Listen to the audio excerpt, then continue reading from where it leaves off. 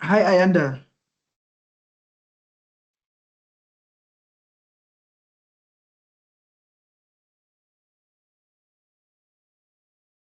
Hello, colleagues.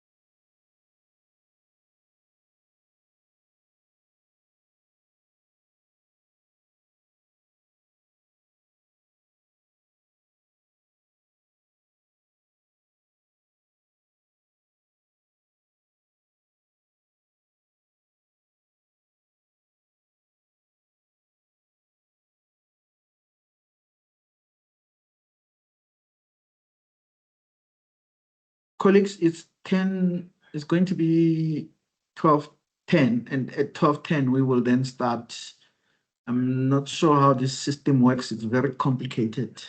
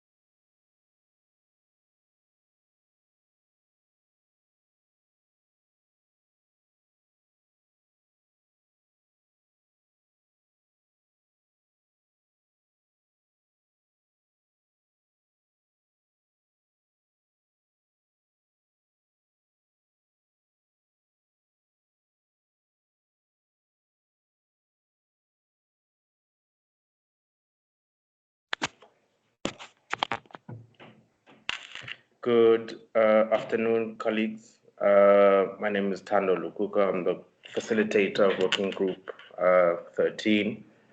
Welcome to the session. So on the screen, you should be able to see the agenda for the day. We'll ask Comrade Mabelani just to do a short opening, and then Comrade Kanga will come in to a little bit of setting of the scene, keynote address, and then myself and Zagele will come in just to go into the meat of what it is that we have in our policy proposal. We'll then leave some time for some short Q&A, and then after Q&A, we're going to break out into discussion groups, and those discussion groups will be split between Pillar 1, 2, and 3. Pillar 1, Inclusive Economies. Pillar 2, Digital Economies. Pillar 3 is Digitally Enabled. We'll go through the content therein later when we present, but just to kind of keep in the back, what we'll then request of you is each of you to then slot yourselves into a breakout group of interest.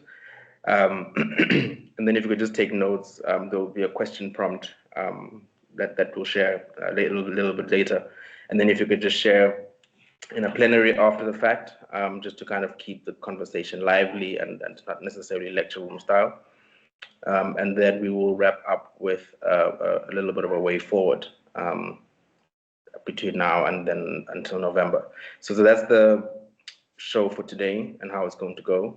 So without much ado, last thing, if we're not going to go into a round of introductions with everyone just for the sake of time. So may I encourage all of you, please, to just put in the chat name, surname, organization, and then which part of the world or country you're from. I think that would get us to know each other a little bit, and then we can chat a bit more during the Q&A session. All right, thank you. Comrade Mabelani, over to you.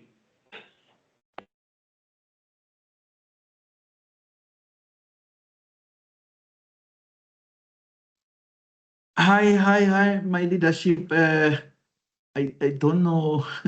I don't want to keep us waiting. I need to kickstart this ball so that we move with it.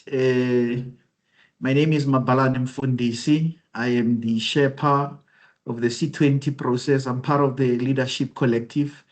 I am not the facilitator necessarily. I'm here to just ensure that there are opening remarks that I make, and then I give over to the leadership that has driven this process, wherein we have a draft policy brief that they are going to engage yourselves as attendees on what we have, any further inputs that you may have that will necessitate them to adjust the document that we have as we get to the final journey in this particular mile that we have been following.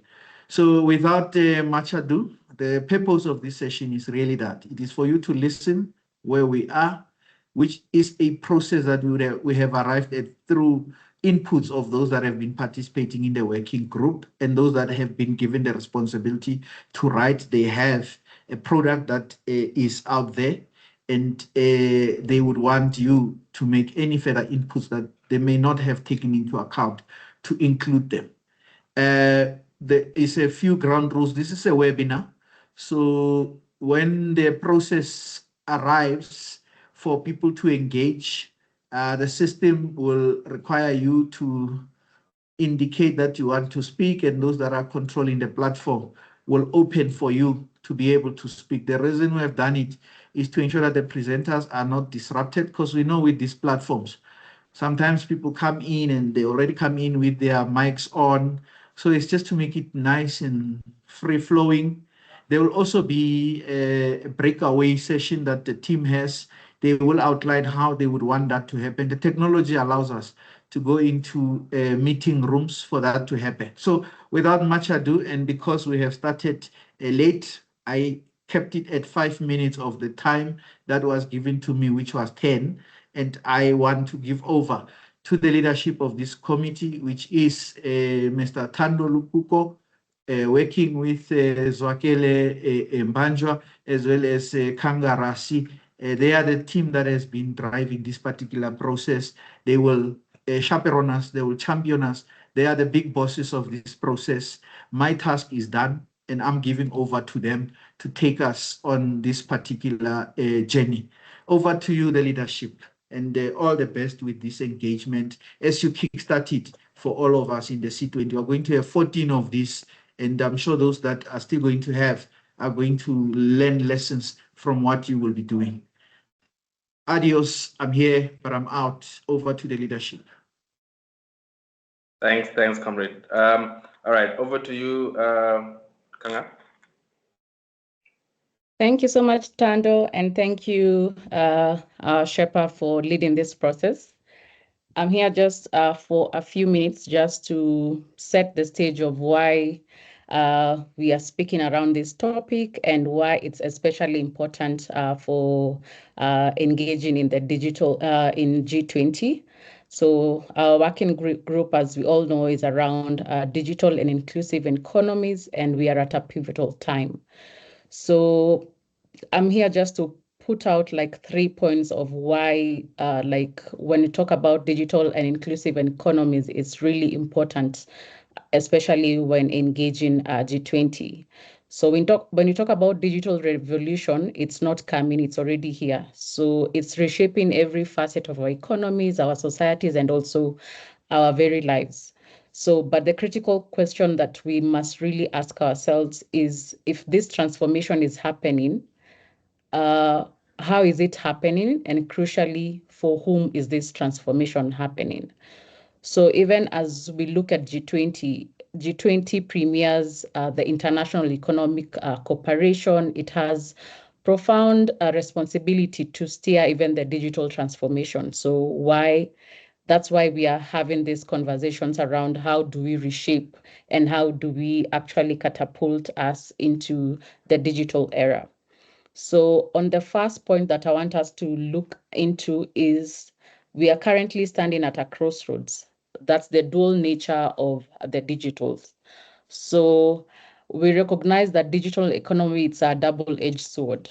On the one hand, we have immense promise. So there's leapfrog from traditional barriers. We are connecting the unconnected. There's democratization, access to finance, education, and global markets. And especially for the global south, where for the longest time we've had marginalized communities, and also it represents a potential pathway to economic agency and empowerment, which was previously very unimaginable. Then on the other hand, the current trajectory risk, because even with new things, there's that bit of what does it come with? There's a bit of hesitation because people really don't understand it. So it can deeply divide the world. So left to its own devices, the digital economies can be concentrating power, wealth, and data in the hands of a few.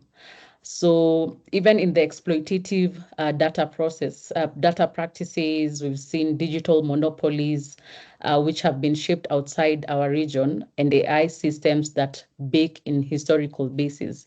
So that's why there's normally around skepticism around like new things. And currently, when you're talking about the digital economy. So why do we feel like the G20 has a role to play, especially in this bit? So the G20 takes actively a role in choosing which path do we take. So do we allow a digital future that is extractive, it's exclusive and also uneven? Or do we have the courage to build one that is inclusive, equitable, and empowering? So this is not a technological question. It's more around political and economic choice.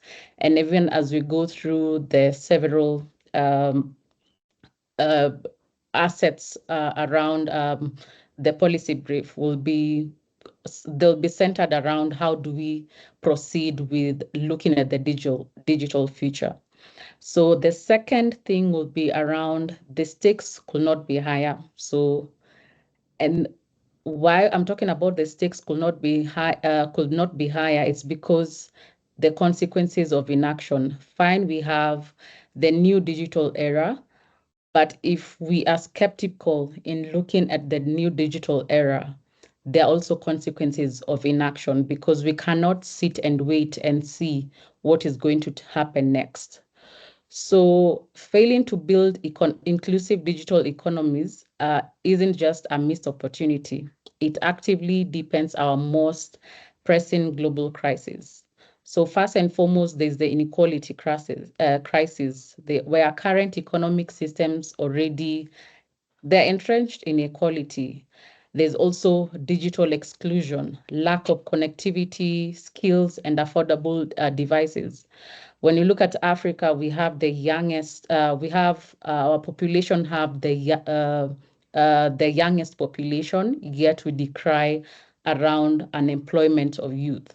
So when you look around digital exclusion, there's also that bit that can also create youth employment. But if we do not entrench in looking at how do we look at this opportunity and not miss it out, there are also those brackets that we might be losing.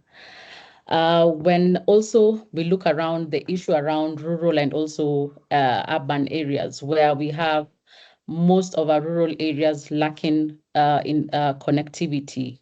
And so access is mainly to the urban areas. So it creates a digital divide, and it's economic and also have like a facet of social chasm. The bit also around this point around digital divide is the debt and fiscal crisis. And even when you look around G20, one of the main facets that we have been looking around is the debt crisis, where we see African countries have a lot of there's also conversations around how do we ensure we get ourselves out of debt, because unfortunately the global south has been faced with a lot of debt issues. So we are constrained by debt burdens and also limited fiscal shape. And even when it comes to also when you are getting debt, it comes with a lot of connotations to it that we have to adhere to. So they cannot simply tax and spend their way to universal digital infrastructure. So there's a demand of innovative financing, smart public-private partnerships, and a reframing of also the international support. So these are things that our own policy addresses. Then last on this beat would be there's a lack of trust and government crisis.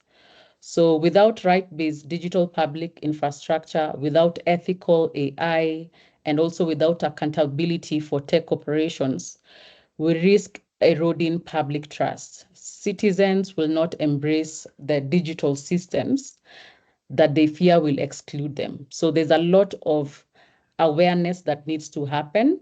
And also, as we are creating awareness, there's also answering the question why and how will this support people, especially in the marginalized areas. My third and last point will be around how the G20 must lead. So leading from acknowledgement to action. So as we look around G20, we are not starting from zero. There have also been policies that have been declared, like even the 2020 Rio Leaders Declaration and the 2025 Seville Commitments. They have already acknowledged the importance of bridging digital divides and fostering an inclusive digital economy. But we all know acknowledgement is not enough. We must now move from concrete, move away from more of policies, but move into implementation, which must be concrete, which must be coordinated and also funded, because we know without funding, we'll just be speaking. So when you're looking around how G20 must lead, we are looking at it around it. It's not about charity, but more around justice and shared prosperity. Because when one country flourishes and they support other countries to flourish, there's also that bit of shared prosperity where one economy has improved and other can learn from it and also get opportunities of also leveraging on what their other nations which are prospering are doing, and actually be also on the way of prospering.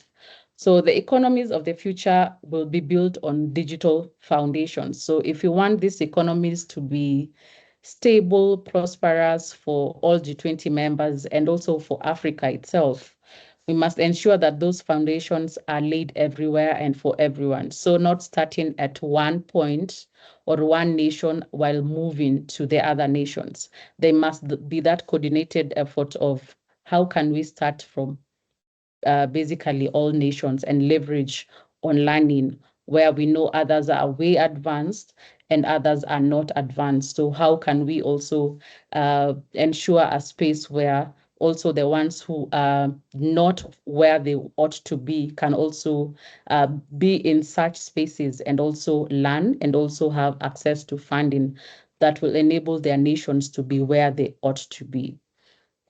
So when you look around the financeable policies, they need to be connect the unconnected through innovative financial models. They need to empower the marginalized through digital literacy and skills. There needs to be governance of technologically, ethically, by putting human rights and public participation at the center of AI and data governance. And even when you talk about AI, looking at what does AI for Africa look like.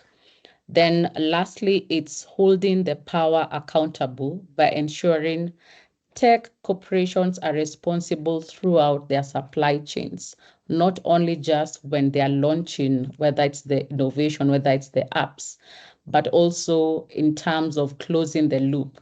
Like even as the person is using the app or the innovation, points of integration, points of if there's an issue, it can be solved rather than adjudicating themselves. And in conclusion, I wanted just to share that even as we look at the vision around digital economies, what we are presenting is a fair transition. So it's an economy where growth is measured not just by GDP, but by the well-being of our people and the health of our planet. It is an economy where a child in a rural village has the same access to knowledge and opportunity as a child in a financial capital. It is an economy where technology serves humanity, not the other way around. And thank you so much. Even as we engage in these discussions, it would also be good just to hear from the conversations that would be happening in the group around how can we look around the digital economy from an African perspective. Thank you much. Thank you so much, Thando, and I'll pass it over to you.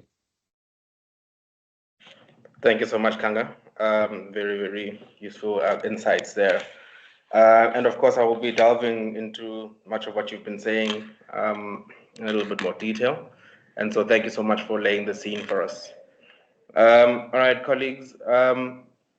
Oh, Kanga, will you be able to stay for some questions and answers, hopefully after the question? Okay, perfect. So, and then after that, you can, if you have to jump off. All right, awesome. All right, can I ask Ayanda, please, to help me with the presentation? Sorry, my computer is not behaving, and so I have to use my phone. Yes, Joel, I see your hand.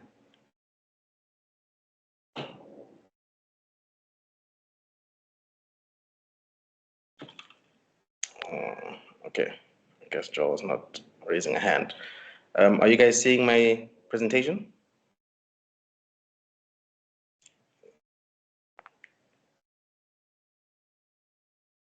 I'm trying to see if I can't.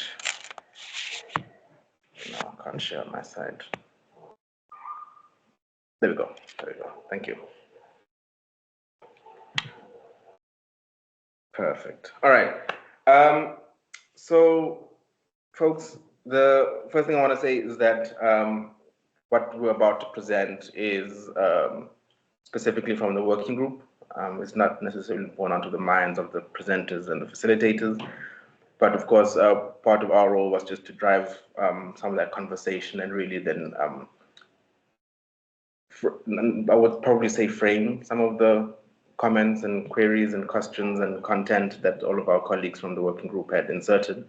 And so this work is essentially an amalgamation of all of that. And the other thing I wanted to say is that Uzwagele, who's the other co-facilitator here, is currently caught up in another commitment, but he'll join us a little bit later in the agenda. And so you may be able to hear from him then regarding some of the inputs. Next slide, please.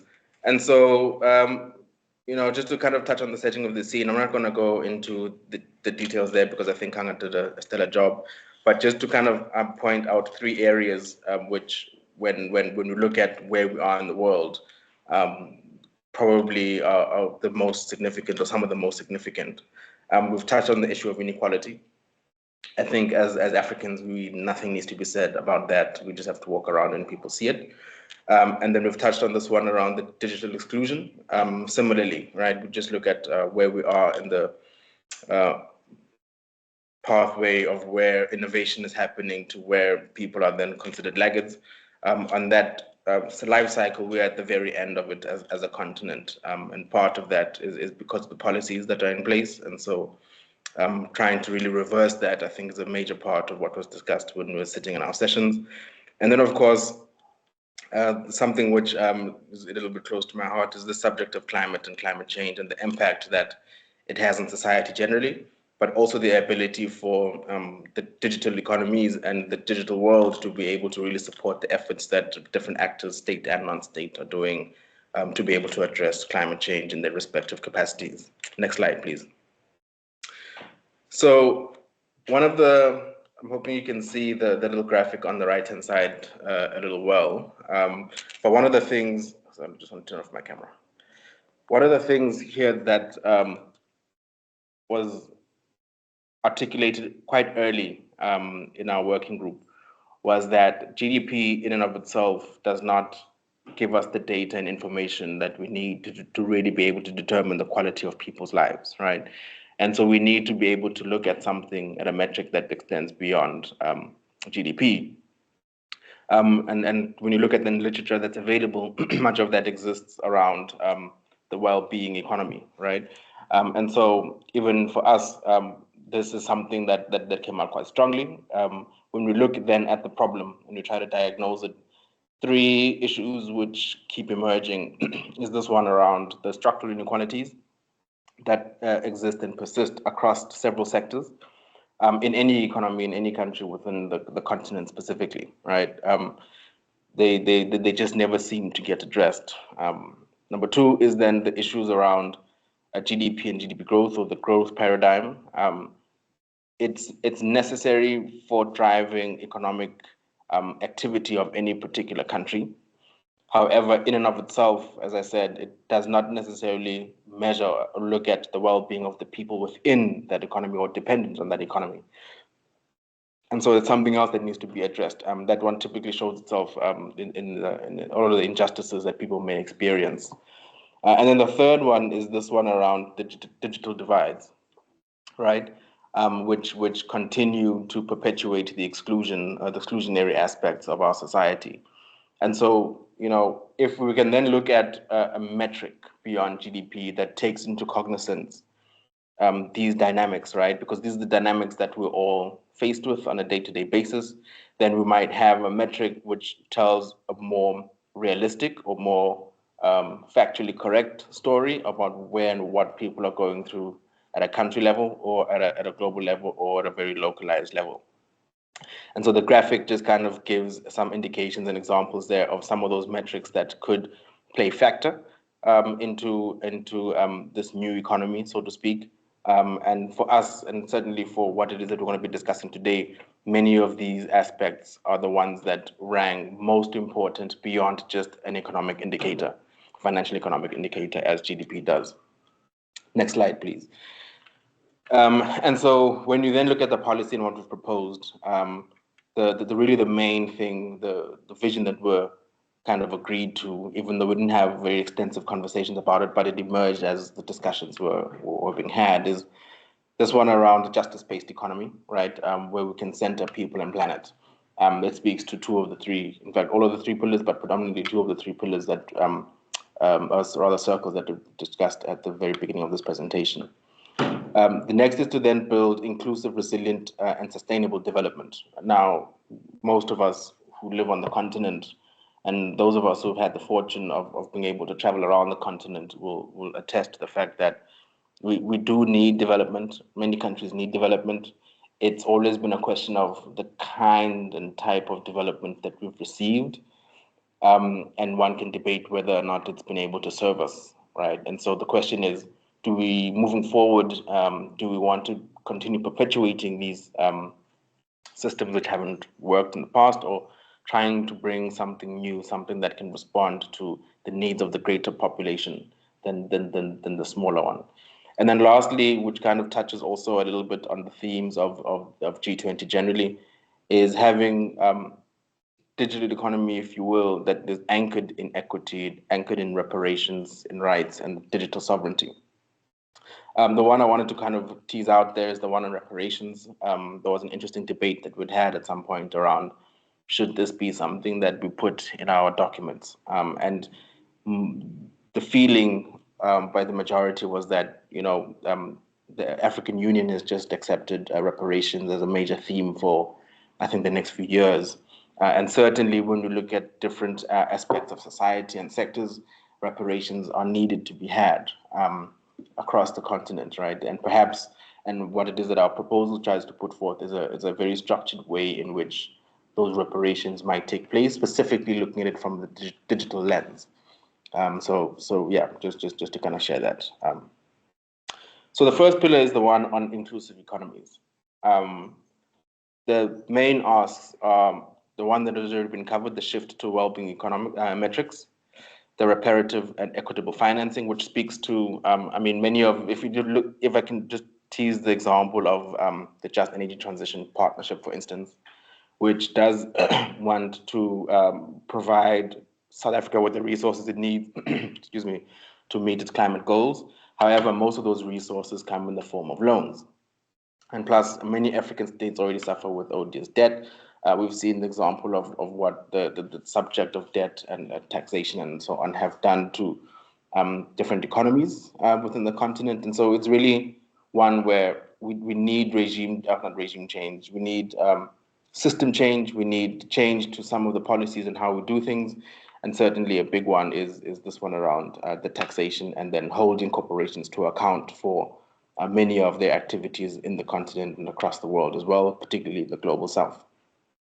And then, of course, the issue of reparatory justice. As we know, different economies have been very extractive in their nature towards the continent. And so whatever wrongs have been done to those communities, they need to be righted. Can I please get the next slide? The second pillar then is specifically talking to digital economies, right? To touch on the previous one around the inclusive one, it's if we look at it from the perspective of taking those who were without for the longest time, and how can we then build a system and maintain a system wherein those who were without for the longest time have a new home in the new dispensation, so to speak, and that they're able to participate economically in whatever activities are present at that time and are able to feed their families. So the second pillar then is talking to digital economies, right? And if we're looking at the global trajectory at the moment, we are not going to be moving backwards in terms of our dependence on things like energy, and our dependence certainly on things like the internet and our ability to generate economic activity from the internet and others. But when you look at where we sit as a continent, of course, much of our infrastructure to be able to fully exploit the opportunities therein requires some additional support, right? And so to that end, what we've proposed is digital investment in digital public infrastructure, suggesting a 3% of GDP. That's what we're using at the moment per country as an initial number. And then from there, we can then build, right? The second one is looking at rights-based digital identities. A lot of the time, the digital identities that some may have and how they may be born are not rights-based. We know that predominantly they're profit-driven. And so how do we, again, begin to shift things away from purely numbers for economic benefit to something that looks at the well-being of folks, generally speaking. A big one, which I think we've already begun to action, which I think happened last week Monday, if I'm not mistaken, is this one around the digital skills.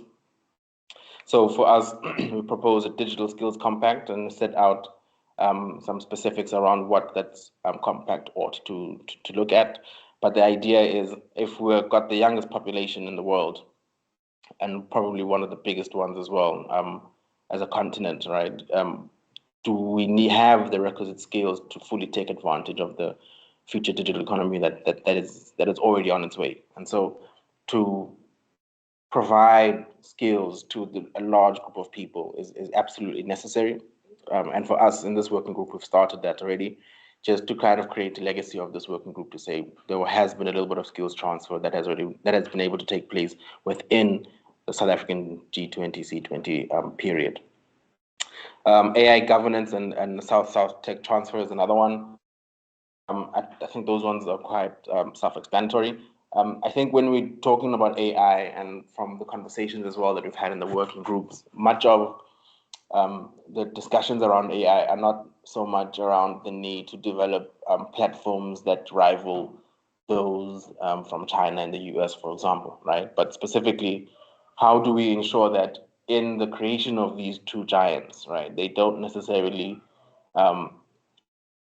impede on the rights, for instance, of citizens in order just to remain competitive, right? That's where the governance aspect comes in.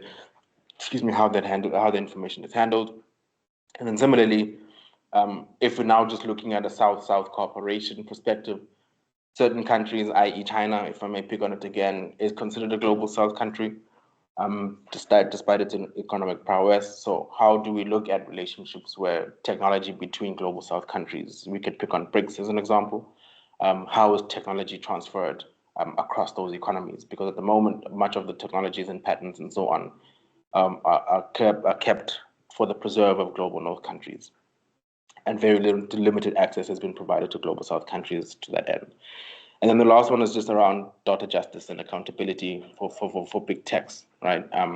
Which speaks to, again, a little bit of that AI governance aspect. But just suffice it to say that many instances, people may not be fully abreast of what it is that their data may be used for, right? By many companies. Many of the time, if you think about it, we just accept the terms and conditions without ever having read it, right? But there are people who have dedicated their time and skills to reading those terms and conditions.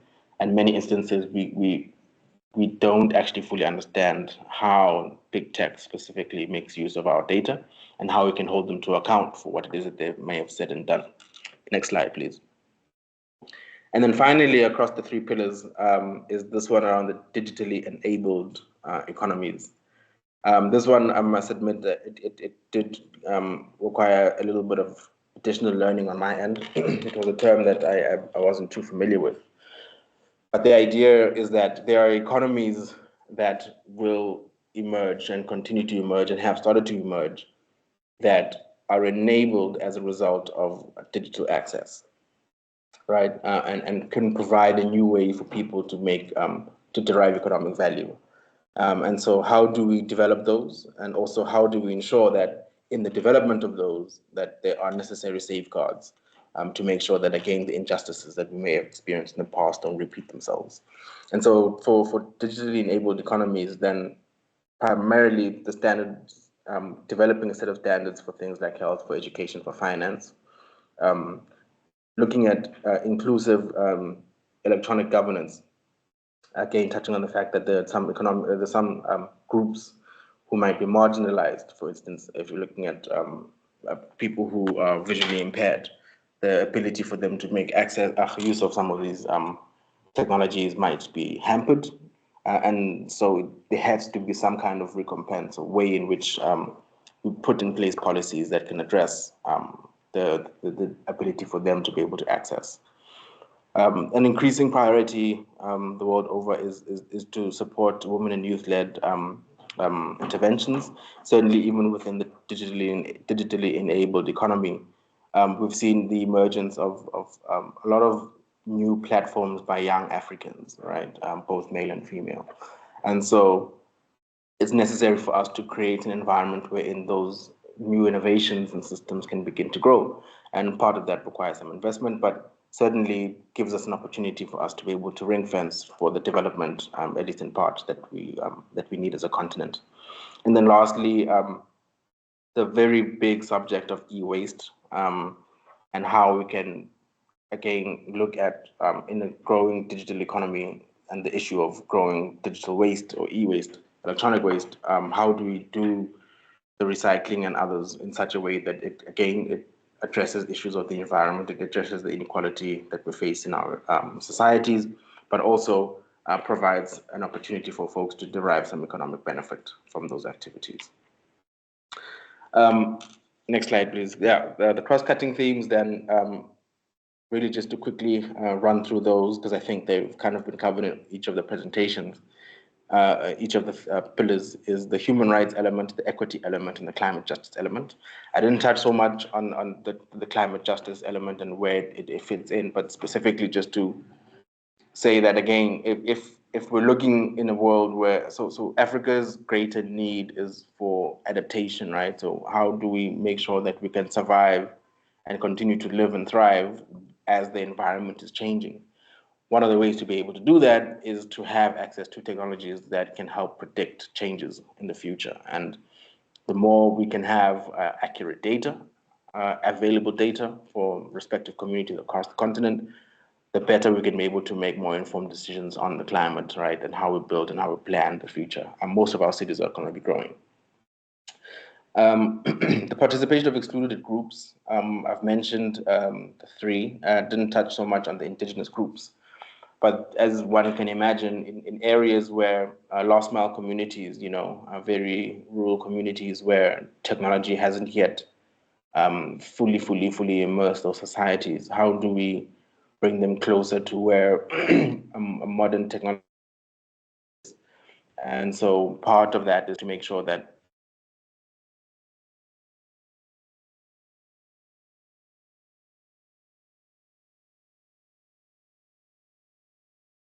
sorry, network dropped for a moment. For those who wouldn't be able to participate in these spaces, have some room to be able to participate. And then lastly, on this cross-cutting theme is this one around South-South solidarity and cooperation, right? Many, in this new dispensation, in the fifth industrial revolution, we as an African continent, and certainly some global South countries, are really starting quite further back than where the so-called developed world is starting from. However, there are ways and means for us to be able to work together as global South countries, so to speak, to be able to advantage ourselves, right? And a simple thing that comes to mind is just on the need for critical minerals to be able to develop many of the digital systems, right? Cobalt, lithium, and all that. All of those minerals are typically found in global South countries, many of our countries on the continent, many South American countries. But if we're not necessarily discussing and cooperating with each other as global South countries to make sure that we don't end up at the bottom of the pyramid or stay at the bottom of the pyramid, I think it's upon us to always try to ensure that we try to engage with our brethren on both left and right, or east and west, if you will, so that we can continue to strengthen our position within the global geopolitical system. So then 3 recommendations, next slide, please. 3 recommendations to the G20 specifically. The first is to recognize digital infrastructure as essential, right? And as essential as roads and electricity and water and all these other systems. As I said, we're not going to be moving backwards from this point. It's just going to keep growing. And so certain things have to change in terms of their previous designations. Number 2 is implement reparations and then just fiscal rules. One of the big themes of the G20, certainly one of the things that the South African presidency has been pushing, has been the reform of the international financial institutions, or development financial institutions.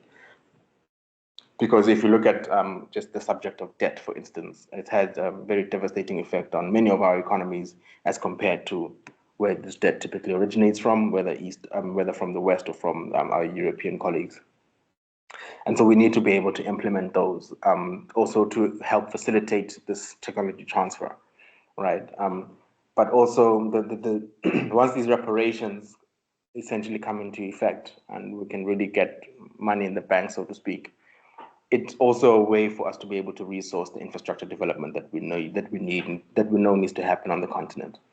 And so it becomes just another way for us to look at potential sources of funding to build on this idea that we need to build our digital economy as a continent.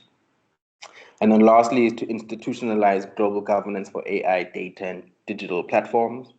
I think we've seen in the past with several examples how sometimes, in the rush for people to want to make use of AI, they found themselves on the wrong side of the law.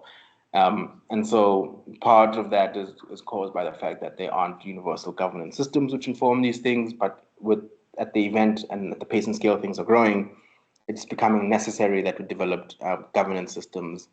I wouldn't necessarily say centralized, but at a global level where there's an understood practice amongst countries, that informs how data and so on will be used for the benefit of countries and companies and the like. All right, so the last slide is then just a call to action to specifically many leaders, that we're not asking for charity, but we're asking for justice, right? And unfortunately, it's one of those things that we have to fight for. But what don't you have to fight for these days? There isn't a movement yet for the just digital and inclusive economy, but I think with the prevalence of the digital economy and where the world is moving to, something like that, I think, ought to be thought about in real terms, and could be one of those kind of legacy babies that kind of carries through to other G20 presidencies as things move. But it's just something that we just kind of put in there just to see what the appetite for something like that might be. All right, and then you can just drop myself or Zwakele an email if you have any thoughts about what we've presented, or if you'd like the actual written copy of the policy. I'm not sure yet if it's available for wide distribution.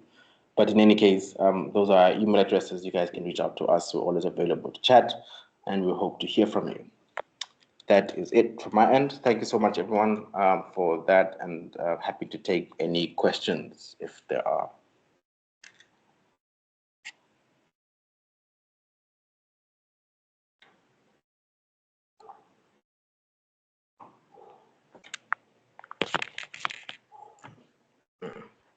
Thank you so much. All right. So we've moved into the part of the agenda. I see Zwakele is on. Zwakele, can I give you a few minutes just to say hi to the people and then add anything you may want to add? Good to have you. Thank you. Thank you, Tando, and thanks everyone. Apologies for joining in a bit late. I had some other commitments I had to fulfill before I came through. But thank you for having this conversation with us. I think I don't know at what part. This might be also a repetition, but just to piggyback on what Kanga and Tando have said, just in the context setting and what we're actually trying to achieve. Remember, the G20 is a policy engine, right?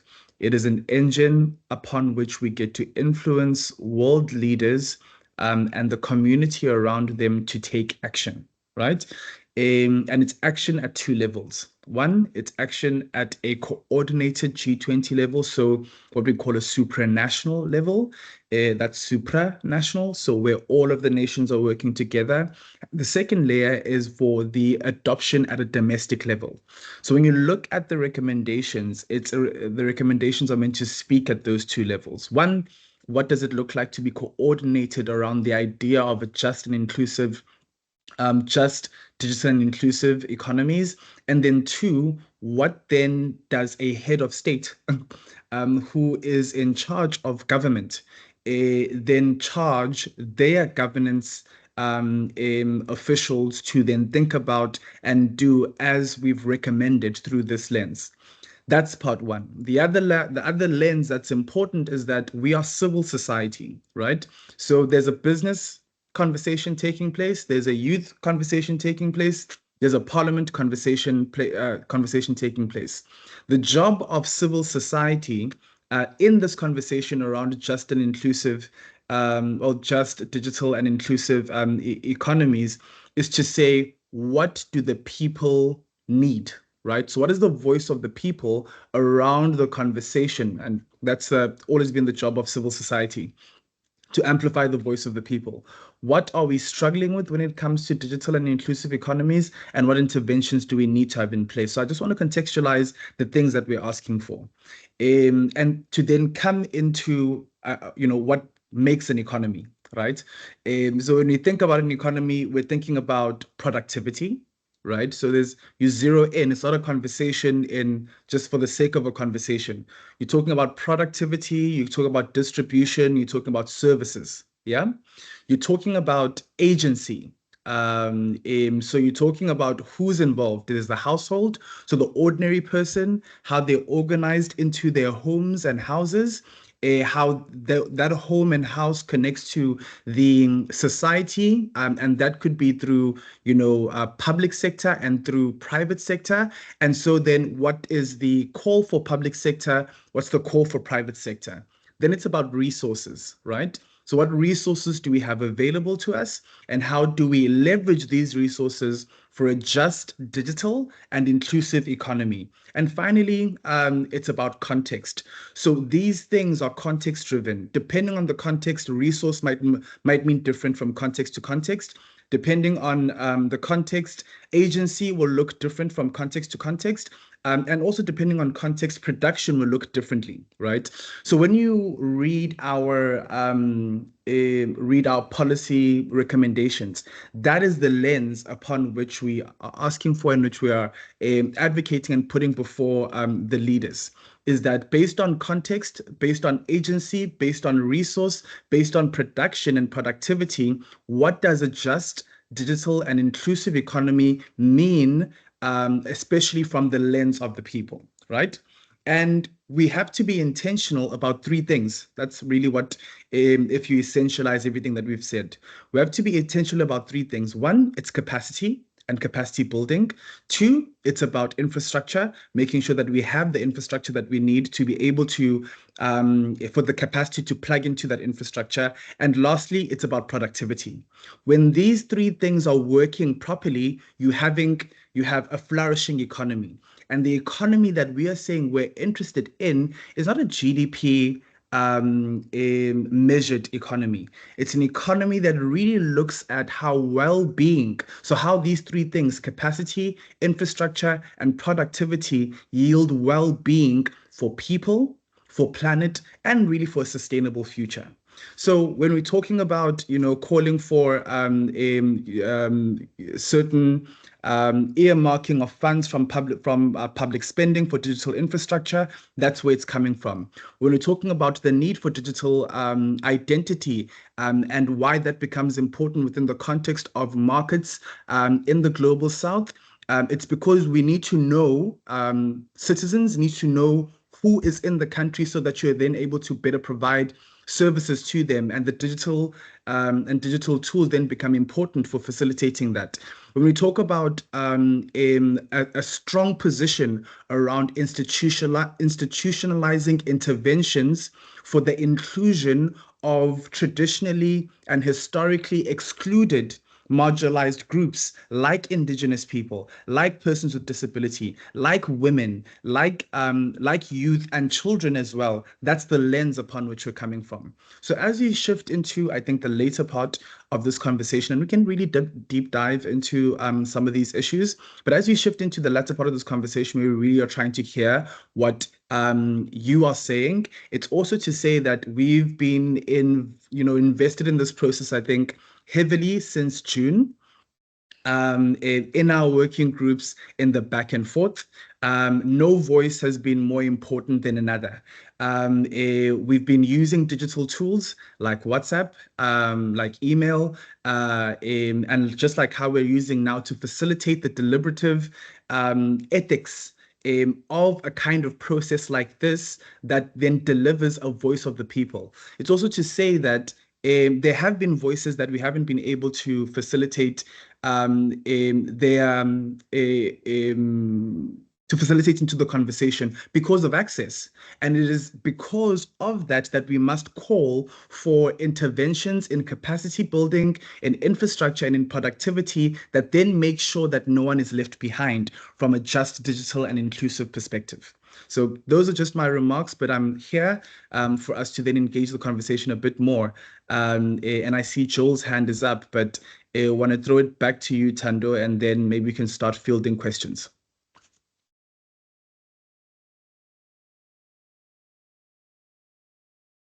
If you are a bit busy, Tando, maybe Joel, if you go ahead. I know your hand is up, and I don't know if you can either help Joel unmute, or if maybe, Joel, you can put your question in the chat.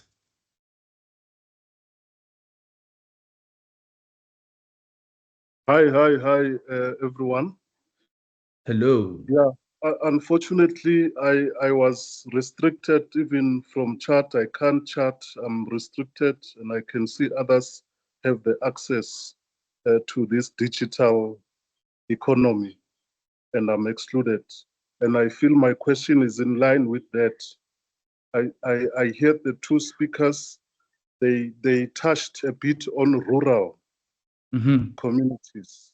And my question is both there and on urban communities in terms of access itself in its own, which demands data to do that, and our people in rural areas, and of course also in urban areas, with regards to the rate of unemployment, it's difficult for them to access, just the access part of it.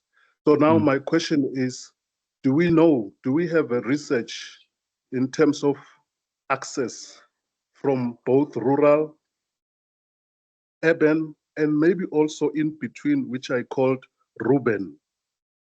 How much access do we have, or non-access do we have? Because I think my challenge lies there, because once people have an access, then we can talk a digital economy, because everyone has access.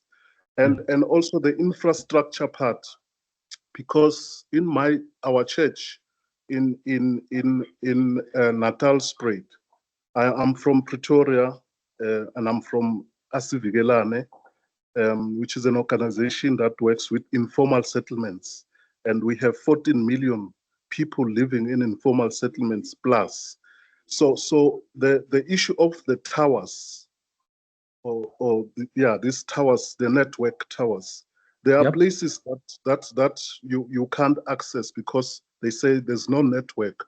So how much work have we done on that infrastructure so that when we talk digital economy, we know everyone has access, like to water, sanitation, and other things, or education, everyone has access. But now with regards to digital economy, do we have people who are able to access these networks so that they can have access to digital economy? Yeah, that is my question. Thank you so much, Joel. And that's a really important question. Firstly, wanting to acknowledge the frustration around being able to access the conversation.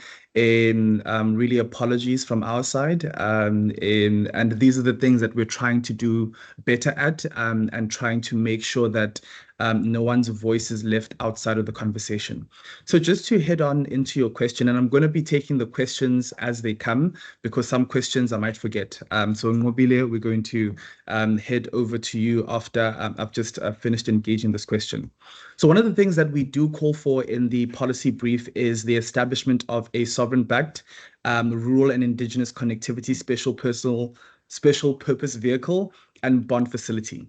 So the things that you're talking about, Joel, so you're talking about towers, which is digital infrastructure from a telecommunications point of view. You're talking about data. So when you talk data, packets of data, essentially, so 300 megabytes, 500 megabytes, Joel, please do mention which organization you're working with and put that in the group. I think there are some attendees who are interested in that. And I'd also be interested to connect with you as well. So so there's data packets as well. Then after you're done with that, the infrastructure conversation and the enabling resource that telecommunications companies, like in our country, for example, you've got the big ones of your MTN, your Vodacom, your Cell C, your Telcom, and other emerging players who are more on the fiber side. There's a whole ecosystem there that's the thing that they sell to us to be able to connect to broadband and the internet. Even after you're done with that whole conversation, you then have the access to digital, or rather to equipment, or handsets rather. So handsets and devices to be able to connect before you even get to a conversation around the digital economy within the device. So like digital services, like financial services, for example, like your banking services, e-tech or ed-tech, for example, where you're able to be educated online through different skills development. This is to say that there's a whole value chain here where there is systematic exclusion at each level. There's exclusion from just getting access to connectivity, all the way to exclusion from the point of view of having devices. So we are calling for, from a infrastructure point of view. So remember earlier on I said we need to be intentional about capacity, infrastructure, and productivity. And in infrastructure, we're using infrastructure in a more broader sense. We need monies and commitment from the government and from a G20 level. And when I say the government, I mean national governments.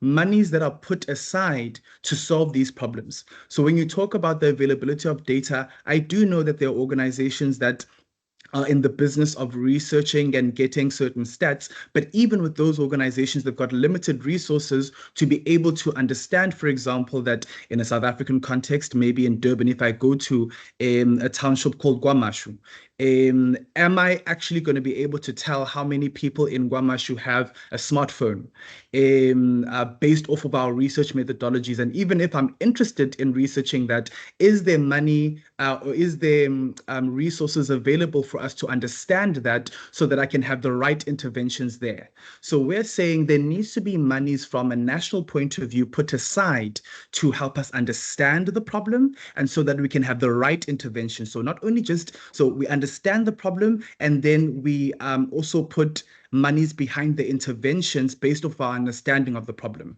And that's where some of the calls that we're asking for are from, because if we just solve for an infrastructure challenge and we don't solve for a device challenge, then you will get the connectivity, but nobody will be able to benefit off of that connectivity because of another structural barrier where that is concerned. So I do agree with you, and that's why we also, as a cross-cutting theme, are saying that there are certain groups of society that have been locked out of the conversation, and we need to have interventions that are specifically directed to those groupings. For example, as you've mentioned, people in rural areas. We've mentioned women specifically. You mentioned people in urban areas as you're talking about them. And even in urban areas, there are people who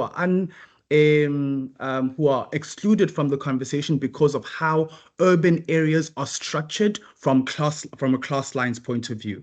And those, we need to be thinking about all of those stratas of society to have the right interventions at the right level. And that requires money commitments and skills commitment so that we can get the right capacity, we can get the infrastructure to then catalyze productivity that delivers well-being for people, primarily for our planet, and really for our future, so that the problems that we're facing, our children and 7 generations from now aren't facing those issues. So I hope that almost starts to begin the conversation, because there's certain things we can't deep dive into until we've got certain structures in place, and that's where our recommendations were focused. What are the catalyzing interventions from a policy level to help us have the right conversation, have the right interventions, so that we realize just digital and inclusive economies. I see your hand is up again, but I want to go over to Ngobile just for the sake of time and making sure that we have a lot of people. Yep. Sorry, Mzwak, I want to be unlocked so I can put on the chat where I'm from. Yeah. All right. Thank you. Ayanda, please unlock the chat for Joe. Ngobile, please go ahead. And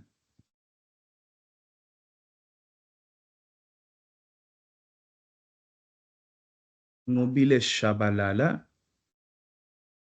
I see your hand is up.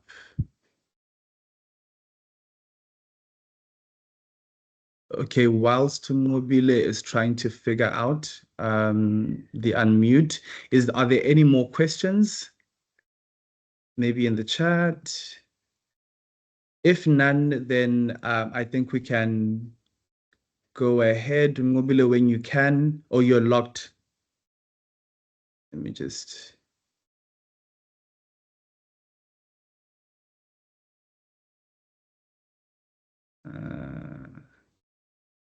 okay, you're locked in. When you can unlock, I think Ayanda's going to try to deal with that. But in the meantime, maybe Tando, we can go ahead with the program, and then I'll also look to the chat. Yeah, thank you. Yes, I can hear you. Yeah, thank you very much, and good afternoon, everyone. Ngobile from Show Me Your Number in South Africa. From the first speaker or the first presenter, he spoke about the three pillars, of which pillar 1, 2, and 3, inclusive economics, digital economics, digital enabled economics. All these pillars, they don't speak to people who are living in rural areas. They don't speak to them, they don't say anything to them, because they don't have access to all these things that it's mentioned based on the issues that Joel has mentioned. If you look in South Africa, you are one of the countries in Africa that we are still buying data very expensive. The data that we are buying in South Africa is very expensive, and it's one of the issues that we are having. And the data that we are buying, if you don't use it, it gets expired. It's one of the issues that we are experiencing as South Africans. I think we are subjected to this as South Africans, where we end up losing a lot of money in terms of data. And we have seen some political parties in parliament taking this matter to ICASA to say we need to advocate for this, because if I buy data, why the data should expire if I'm not using it? If I buy airtime that I can change to a date, why should it expire? So I think we need also to speak about issues of advocacy in terms of changing this rules. I don't know if there's rules or bylaws by Vodacom, Telkom, and all these other big companies. We need to change this agenda, especially in a real sense. And then when you look at the urban and the rural areas, there's a big difference between the two. If you go to a mall or in those small malls in rural areas, there's no free Wi-Fi. But if I could go to Sentin City now, immediately I enter Sentin City, there will be free Wi-Fi for me to be able to access whatever I want to access through the internet. So these are the things that we need to look at, and these are the things that we need to engage the politicians in terms of changing these things. And then the president also speak about institutionalized global governance for AI, data, digital platforms. I think this is one of the things that we need to speak about it, so that when the data is being for the procurement of the data should not be different from different countries to countries, but they should have a standard way of selling a data, and also move and take away this thing of that data need to expire at the end of the day. Because if you look with the modern life that we are moving to, it means part of our life, you must always have a data so that we are able to have access to information. For us to have access to information, we need to have a data. And without having a data, this economics that we want to unlock, we are not going to unlock. And thank you very much. Over to you. Thank you, Ngobile. I mean, we completely agree, because the conversation you're talking about is really about inclusivity within the digital economy. So if, for example, on the continent, we're calling for, one digital economy empowered by, or rather enabled by, the African Free Continental Trade Area, and we want to then make sure that on the digital perspective, that more trade and productivity and economics is taking place. There, we do need to be thinking about access. And it's interesting because this theme of access shows up in all of the working groups here, but also within the working groups outside of the official working groups as well. So even with B20 and Y20 as well. We do need a coordinated approach where this is concerned, because it's not always as easy as it's just the government who needs to make a rule, or private sector that needs to enable something, or civil society that needs to advocate. All these three need to be working together in unison, because when one doesn't, then the benefit doesn't get delivered. So if you take rural connectivity, for example, in South Africa, in many countries, in fact, it's a standard that's been set by the International Telecommunications Union, the ITU, this idea of universal service obligations. And in licensing regimes, so when the likes of your telecommunications companies then apply for licenses, one of the mandated things in multiple jurisdictions is that there's a commitment to a universal service obligation where that country is concerned. And different countries can choose, what the USO is, but one strong one is the rural connectivity one. It's one that shows up, for example, on the continent and in multiple jurisdictions. Now, where that is concerned, what your telcos are saying is that they don't have they can't import freely. So then you need to have an import and export conversation to then catalyze something else. Again, a civil society must be applying the right amount of pressure at the right level to make sure that at the end of the day, we do get relief at a rural level. So, for example, I work a lot with indigenous communities and indigenous leaders particularly. Something that is interesting that always gets overseen is how indigenous leaders, be it Inkosi, Neinduna, use WhatsApp a lot to do the work that they need to do for the community. And in using WhatsApp, they're using their own data. They are using their own time, and because they are not necessarily within the structures of formal governance, sometimes state resources don't get to them, and so they rely on their own pockets, contributions from the community, and that's where you see how access and the structure of the economy can lock people out or make it difficult to even deliver on well-being. It's why our primary call is that we need to restructure our economy to look at well-being. What does it look like for people in this country, in this continent, in this world, and particularly in the global south, to be well? What is well-being for our people, and how then do we structure the economy around the achievement and maintenance of that well-being? Any more questions? For the sake of time, I'm going to then hand over back to Thando to take us through the rest of our programming, and then we're going to break into I'm going to break up into breakout rooms on that, and then in the breakout rooms, I think we can have more of this conversation. I'm enjoying the thoughts that are coming through, and I think we're starting to also get a sense of some of the things that we need to make more clearer in our policy recommendation that then makes it to the leaders. But thank you so much for your engagement. I'll be reading the chats while Thando is going through, and then I'll come back in a bit later to then go through some of the comments that I'm seeing in the chat. But thanks a lot. Thando? Excuse me. Thanks so much, Zwagale. And thanks to those colleagues who've also shared some of their insights. So now what we're going to do is to go into the breakouts. And really, they're not intended to be an academic exercise. It's really just, as we've already heard, there might be some things that we've missed. There might be some elements that we might not have articulated, to greater or lesser satisfaction. But we'd like to provide an opportunity now through the breakout groups to be able to discuss what are those missing elements. And so each group is specific to the three pillars: inclusive economy, digital economy, and digitally enabled economy. And so each of you will then get the chance to select whichever group is to your choosing. And then from there, we'll then share a question that you guys should discuss in your group. And really the idea is not to have, again, an academic exercise, but just some reflections. And then the request is, if you could appoint someone in your group who could then provide us with some feedback on how the discussion went in those three groups. So the question is, which recommendation speaks to you, speaks most to your national context, and why? I'll say it again.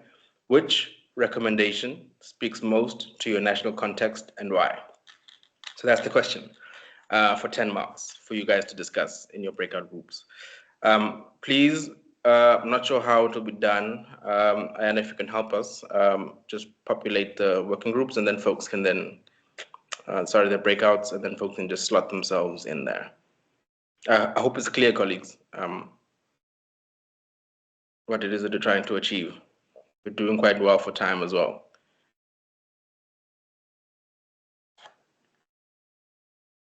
Are we able to get into breakouts?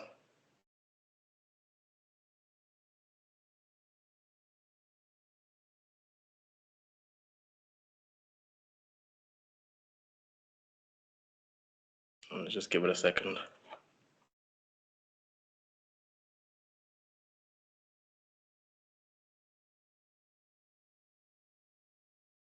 And then also just to say, when it's okay to kind of take notes by hand when you're in the breakouts. When we come back together, if you could just, then one person can just share what the group was discussing. And then we're recording it, so we'll then capture it and then put it down to paper. Ayanda, is it coming together?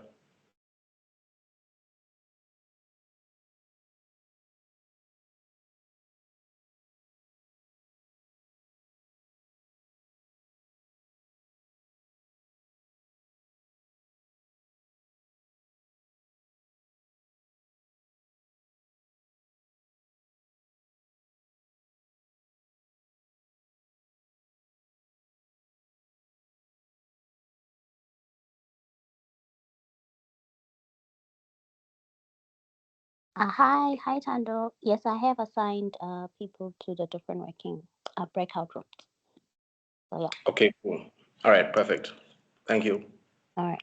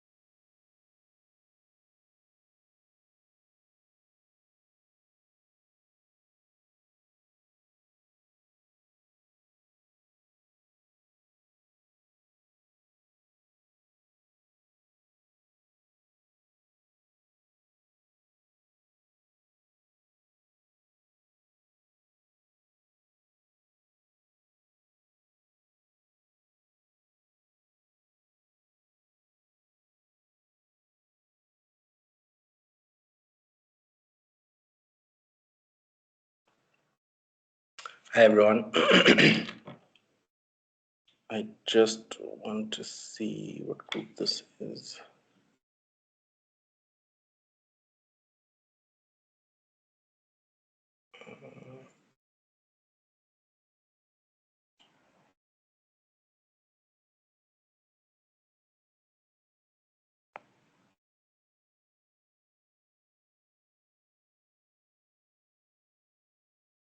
I think we're in the breakout group, right?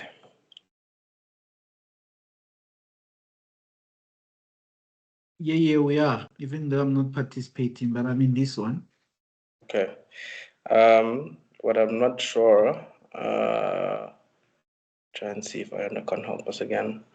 What group, what's the name of this group? Because I don't want to find us having all done the same working group. All right, but in any case, just to kind of help expedite things, Does anyone have any? Hi, Tom. I've just shared with you the screenshot of the other working groups that are participating from the 3 that you had requested. Okay, So you sure. can see the different people that have been allocated. And Okay. then also on the chat, you can press join in anyone if that's the case. Okay, so a layer to grouping maybe. AAT group, I think we're just on the main group. We are part of the presenters, but I can reshuffle Okay, people. no, The case. that's fine. That's fine. Most of abanye abantu bangenile kwi-group, ne? Yeah. Okay, it's just us that aren't. Yes, but I can just allocate the people that are here into the different groups if that's what you want. Yeah, I think if you could just allocate Maimuna, Unzako, Caroline, and Jamie into groups, or the ones that are not part of the team, the organizers. All right. So, yeah.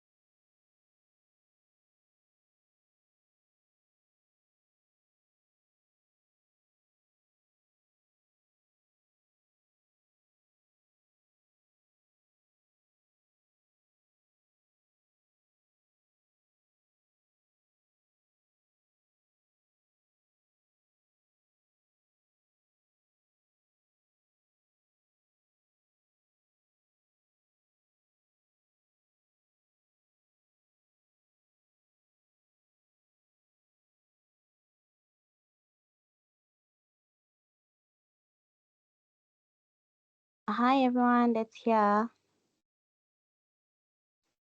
Hello. Hi. So if you want to join a room, so you'll see on top of the screen there is rooms. I don't know if everyone can see that icon.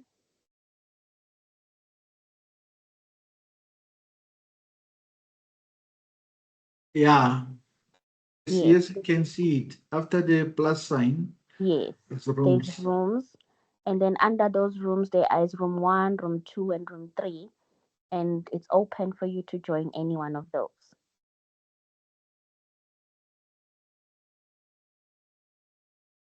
Okay. Okay. Thank Are they you. everyone able to going navigate that? I'm going to leave when everybody is gone here. Okay, cool. Because if people are not gone here, it means they are not in a room. All right. Okay, so it's just there's an icon that says rooms on top, and then when you open it, you'll see there's the different rooms, and then you can click whichever one that you'd want to join. Because yeah, I have limited. Yeah. I think, is it Maimuna? Your hand is up.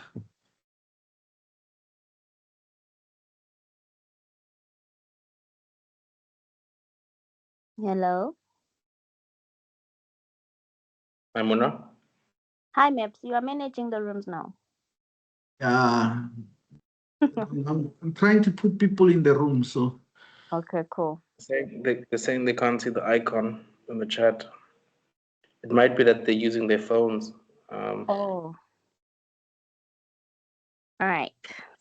So maybe you'll allocate them in the different rooms, right? Yes, I please. do it. Just do it because it's troubling me here, but I can see what. All right. Just take over and allocate.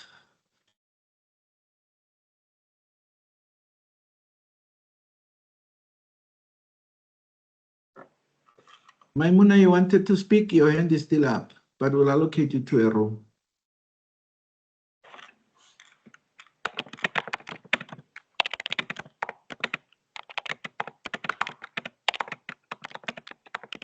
Maimuna, you want to speak?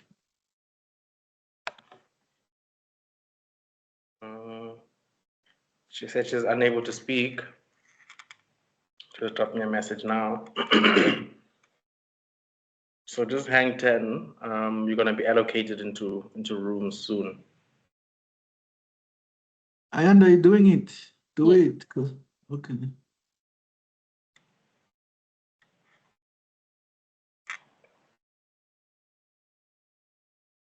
Equal number of people to the 3 groups.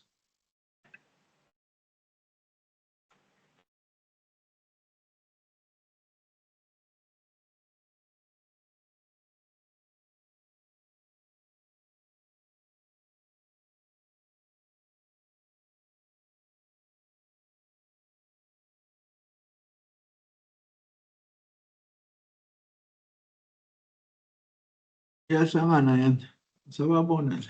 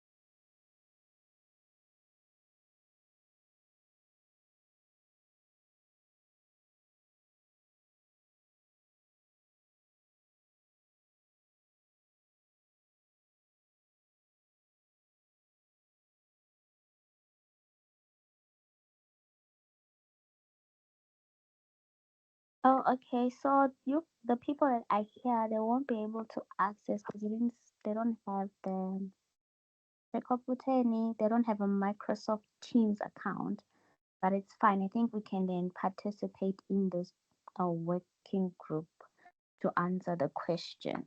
Will that work for everyone? Yeah, Tando is here. He can facilitate this one. Yeah, that should be fine. All right. So let me just pull out the notepad. But essentially, the question is, maybe for us, we could be cross-cutting, right? What is missing, essentially, from what's been presented? Or do you guys have any thoughts, reflections, for what should still be included or captured? But it's very much a conversational thing. So please, let's just get into engaging. Carol?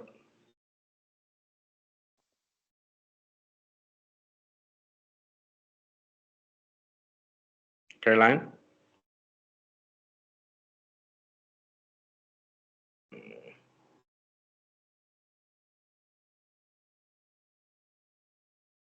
Able to unmute?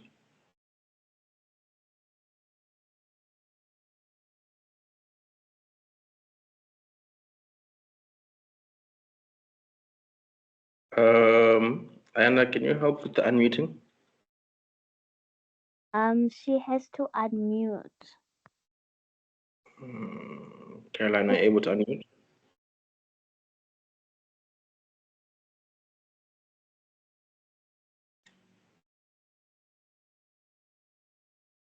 Zako, can you talk?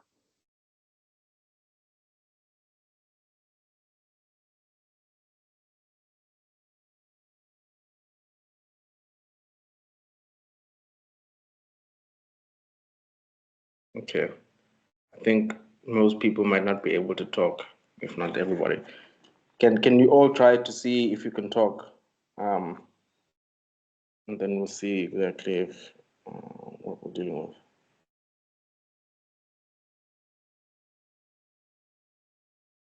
We are definitely able to talk. Thank you, Tando. Okay, thanks, Banagazi. Okay. Can I ask then, for those who are able to unmute, to please just share a thought? Again, the question is, which recommendation speaks most to your national context and why? So just if you can just share just that, and then in the background we'll try to figure out how to help the other colleagues to unmute. Hi, Tando. It's Banegazi again. Hi, Banagazi. Thank you. I think I'm speaking from South Africa, and I work with indigenous and rural communities mostly. One of the things that I think needs to be made a bit clearer in this policy document is really how indigenous worldviews are expressed in this policy. I say this because whether you're looking at the codification, whether you're looking at regulation, or even the practicalization of digital tools, there's always it's all constructed from a worldview that is outside of our expression. And therefore, much as the policy is a brilliant one, it really is, and you can tell that it has tried to engage the issue of well-being. I think it needs to do a little bit more in helping us understand how our worldview can be accessed through this policy. So, for example, Zwagele responded and spoke about indigenous leaders championing this within the space.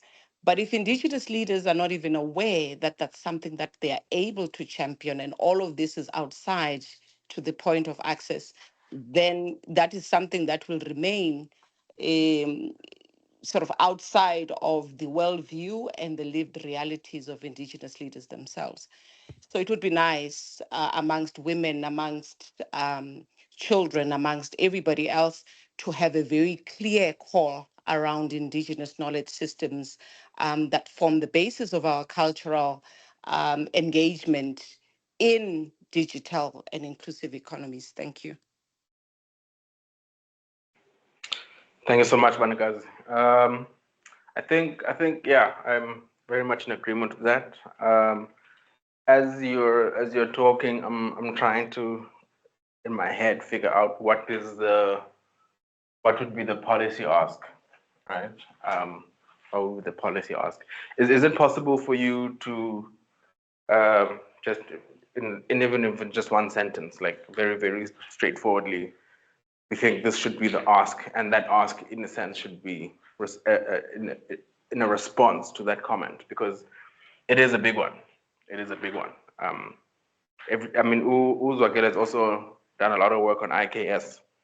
I've done some work on IKS as well in the past, but it doesn't get enough attention.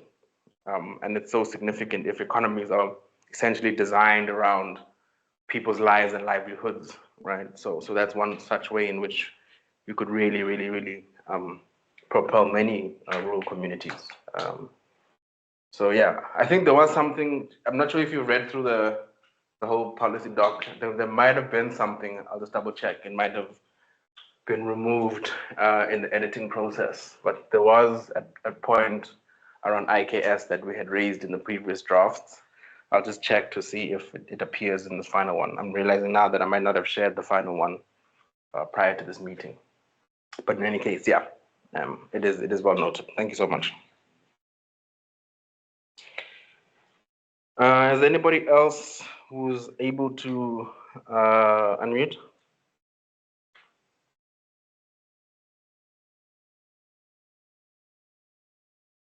Or to put something in the chat even? Sorry, I just want to understand, are we back from the groups or what's happening? Because I was in another group, but I find myself here now. I'm not sure either we're back to the main room or it's still the groups because it keep on moving in and out. People, where we are now.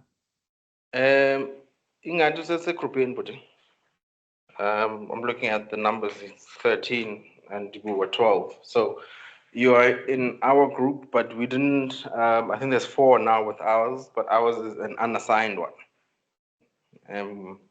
So tonight we're just looking at all of the issues and just speaking across all of the points. Or at least the cross-cutting ones, maybe. Does that answer you? I do understand you.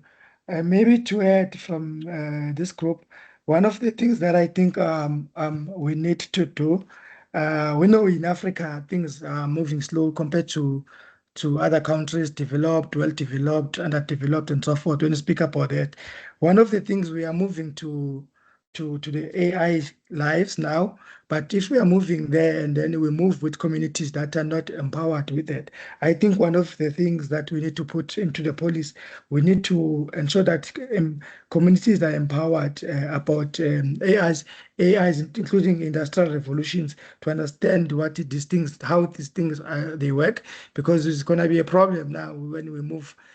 Some of us we move to that level, but we leave a lot of people behind, and people suffer when they are unable to be able to use this, the innovative strategies that are coming forward, moving forward. And this, when we speak about this, we speak about something that benefits both, everyone, benefits young people, benefits old people, benefits everyone. Because I've seen that those who provide classes, they also do provide classes as per age group. So it's another thing that we need to look at in terms of how do we move to that. And also the issue that we still have in Africa, especially for Africa, or speak for Africa, is the issue around electricity, because you might have all these resources, but you find that you don't have electricity, because for you to have this access, you need also electricity to be able to access to have powered things. Those things that need to be powered must be powered and be able to do that.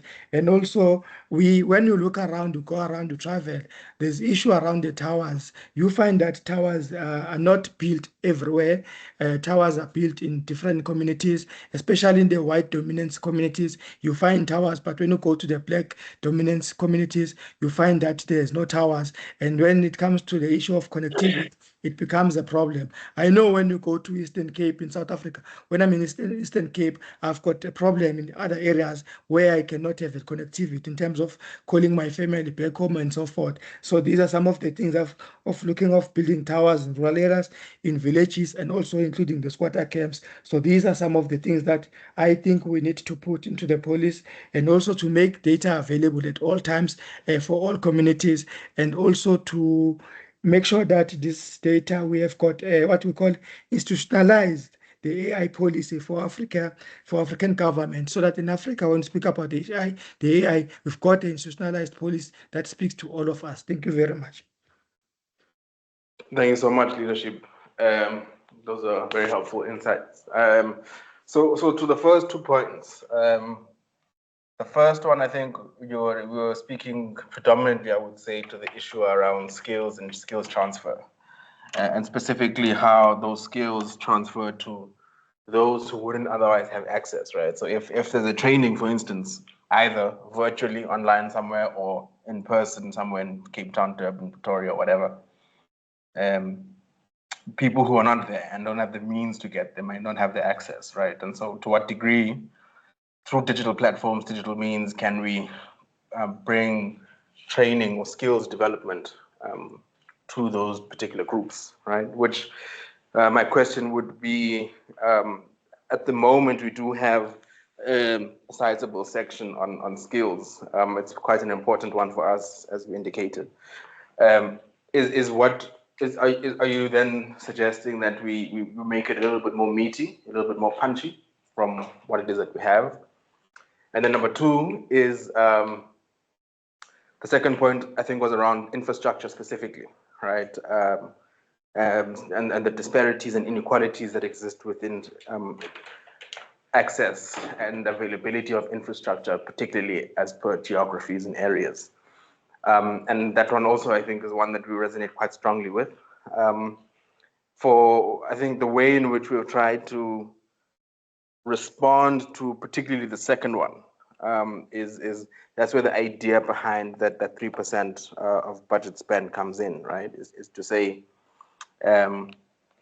as a country is doing whatever it needs to do, prioritizing its budget or in our a portion of that, presumably 3%, is specifically earmarked for the digital economy, and then maybe it might be a question of, if we're ring fencing, let's say, as just a number, R1 billion, for instance, how much of that billion will go towards, for instance, things like infrastructure development? So putting up towers, as an example, making sure that there's batteries for towers should load shedding happen or whatever other power related issue happen. And then the other part is, it's the towers. And then also the skills again component, right? If we're providing resources for this thing, what portion of the resources will be allocated to reskilling? So I think what we could try to do, if I've captured at least the ideas around your points well enough, is we can have a look maybe just to see how we could strengthen those arguments within the policy document. I do also concede that maybe particularly the one around the rural, it might not come through clearly enough in the final document. So that might be where the work that we do comes into effect at this point. But I hope that's okay and provide some kind of response to you. I'm not sure what order. Can I have a follow-up to say why I raise such questions? Just before you do so, I just wanted to check between Ayanda and Banagazi, who raised their hands first? Ayanda would be first. Ayanda would be first, okay. And then Ngombile Zabuela Guwem, she goes, Ayanda? I think it's an observation that, I had seemed to have, just, in terms of digital inclusivity. So they are your big tech companies, right? And in most ends, like their systems, most of the time they don't necessarily cater to those that are not, active in the economies. I'm just talking about those that can afford just the basic in terms of the licensing of the different platforms. This is something that I had seemed to have, picked up. So when people don't have that, so I'm talking about, your Microsoft, just the basics. Not every individual in the economy has that, and that already, it does not allow them to actively participate in becoming part of, the economy. So then how then as C20 do we, take that across? I do understand the issues of data. So data, it's required when you essentially have that software or that means that you need to participate, but people don't have that. So how are we then trying to put that across so that it is also something that your private your big companies, they also look into when they are looking at ways in which they are trying to drive out all these platforms? Because yeah, it has been a bit tough with C20, especially when you're trying to, distribute communication, and people would not necessarily be able to either access it, or they are not able to participate. Maybe it's an issue of licensing. They've never had a Microsoft license. And then for me at that time, it would have been, it was like, okay, this is it. It takes me back a little bit, because I'm like, okay, but these are just those things that maybe we should highlight as the struggles of, the day-to-day individuals that are not already active in the economy. However, they are trying to go into the economy. I'm not sure if that's making sense to you, Tando. Yeah, no, it is clear. It is clear. As far as I'm understanding it, it's at a very, very, very basic level. So, from what I'm understanding, part of the document speaks to a level where it assumes people already have a particular level, and Yes, yet what we're saying is no. But like, let's. The reality is that there are people who might not even know how to use Microsoft, right? So how do we address the very, very, very basic part before some of the other elements? yes, before we go into your AIs, because now, it's where everyone else that already has the basics. They already have that basic, and then now they are going into your Chat GPT, your Gemini, to integrate, to make sure life is simple for them. But there is a very huge part in our economy, of people that don't necessarily have just that basic access. Yeah. Okay. Okay. All right. All right. All right. I won't try to provide a response right now, except to say that I can look at how we might be able to add in a line or two related to that, right? It sounds a little bit like a basic education thing, you know. For Yeah. instance, like how do we ensure schooling across the board, whether you in a rural community, you're in a township, you're in a settlement, or in the suburbs, you've got access to the ability to be able to use these facilities, at least to be skilled in using them. So yeah, but I'll think of how to frame it. But I think I've understood that point quite clearly now. Okay. Can I quickly run to Banekazi, and then Mwabila can come back to you if you wish, but also to note, and I think we can close the working groups, breakout groups rather, at 2 o'clock. Just want to give people like last few minutes just to share some thoughts. Banekazi? Thank you so much, Tando. I enjoyed the points raised by Ngobile, and I think whether it's structural or whether we are talking the skills themselves, to Ayanda's point, it's important also to understand, and going back to the point that I was raising earlier around worldviews, is that these digital tools and platforms are not created with our worldview in mind. And therefore, what that means is if you are giving me a skill which is formed outside of my way of perceiving, there's already an exclusion in that conversation. So whether you're talking infrastructurally, who is going to be building these towers? Who has the skills to be building towers? When we talk about AI, do we have AI that is codified for us in mind, that puts us in the conversation so that we can own it and be part of the global digitization? Or are we going to be recipients which are outside looking in? So if you're speaking about the well-being, it will be the well-being in our thought process and the way in which we engage and deliver the technologies themselves. It is the ability for us to relate and scale so that we can build our own towers. We can begin to support the development of young people, of women and people with disabilities and so on in marginalized groups so that they can take ownership of the process. It's not we are giving you a chance of something that we've put together in Silicon Valley somewhere. So our governments are moving in this digitization conversation, but we are already outside of it because we haven't started the conversations around what is this thing from our worldview. And therefore, we're not able to have decision-making capacity because we don't even know what we're talking about. So I think it's which is why for me I'm coming in to say I support fully what Ngobile is saying, and I think it's a structural and a much deeper issues. So what is the call therefore to G20 that is going to say there's something that needs to be done, yes, in basic education, but also to unlock access so that we have young people who are able to play in the space and build these technologies for our use in our context and environments. Thank you. Powerful. Okay, no, then,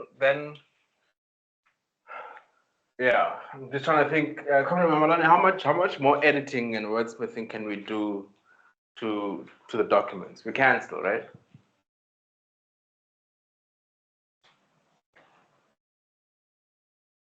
Comrade Tando, did you see my hand? I didn't see your hand, my dear. There we go. I see it now. There. Yes, please All go right. ahead. Thank you so much, comrades, and your team for a very profound, beautiful document, policy document. Mine is just a quick one. I'm not so sure I'm sorry, I was in another meeting, so I joined a bit late. Forgive me if this has been mentioned. What's your position around, as a working group, around the issue of data mining, IP, intellectual property rights, and of course, indigenous knowledge systems? I understand Comrade Banikas has already touched passionately around the IKS, given also the disparities between the global north and global south in terms of access, guided by the principle of course, leave no one behind.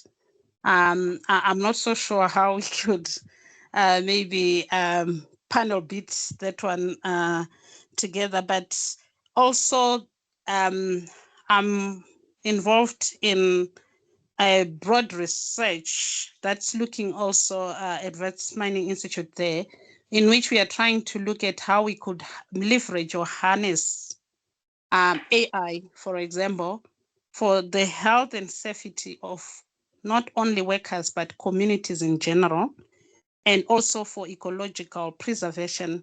I guess that being just like a small microcosm of part of it, but it would really apply across the globe. Yes, we do need to appreciate AI as long as it's actually beneficial. It's mutually beneficial to our communities everywhere else, because yes, there are some positivities and there are toxicities that are associated with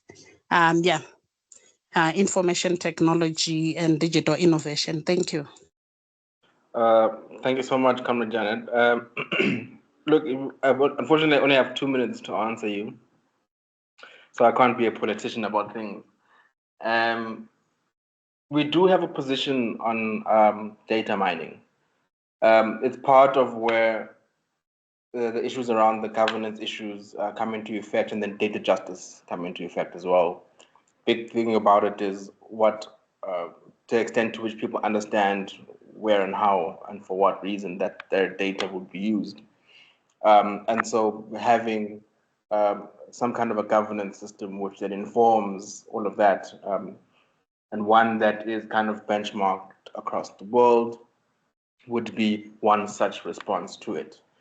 We also had some time to discuss it a little bit within the working group itself, where most of the colleagues shared very strong views about it. There's some who were not in favor of it, but of course, because we're also sitting in a space where, as we're also just highlighting now, there are so-called data gaps that exist, right? And we might not know the extent of them. The unfortunate part, and it kind of goes back to the statements then made by Ngobile, Banikas and Ayanda, in that who is the one being used to plug in those data gaps. And up until this point, it's always been typically foreign entities, and then also obviously the private sector, with very little involvement of the communities wherein the data mining itself exists. So it's just it hasn't been really ironed out. So even in the document, it's not in too clear terms, but specifically just to say, for us, we've tried to respond to it around issues of ensuring data justice, and then also ensuring that there is some kind of governance for how data is captured, used, and stored, and all that stuff. I hope that provides a very, very short, non-political answer to your question.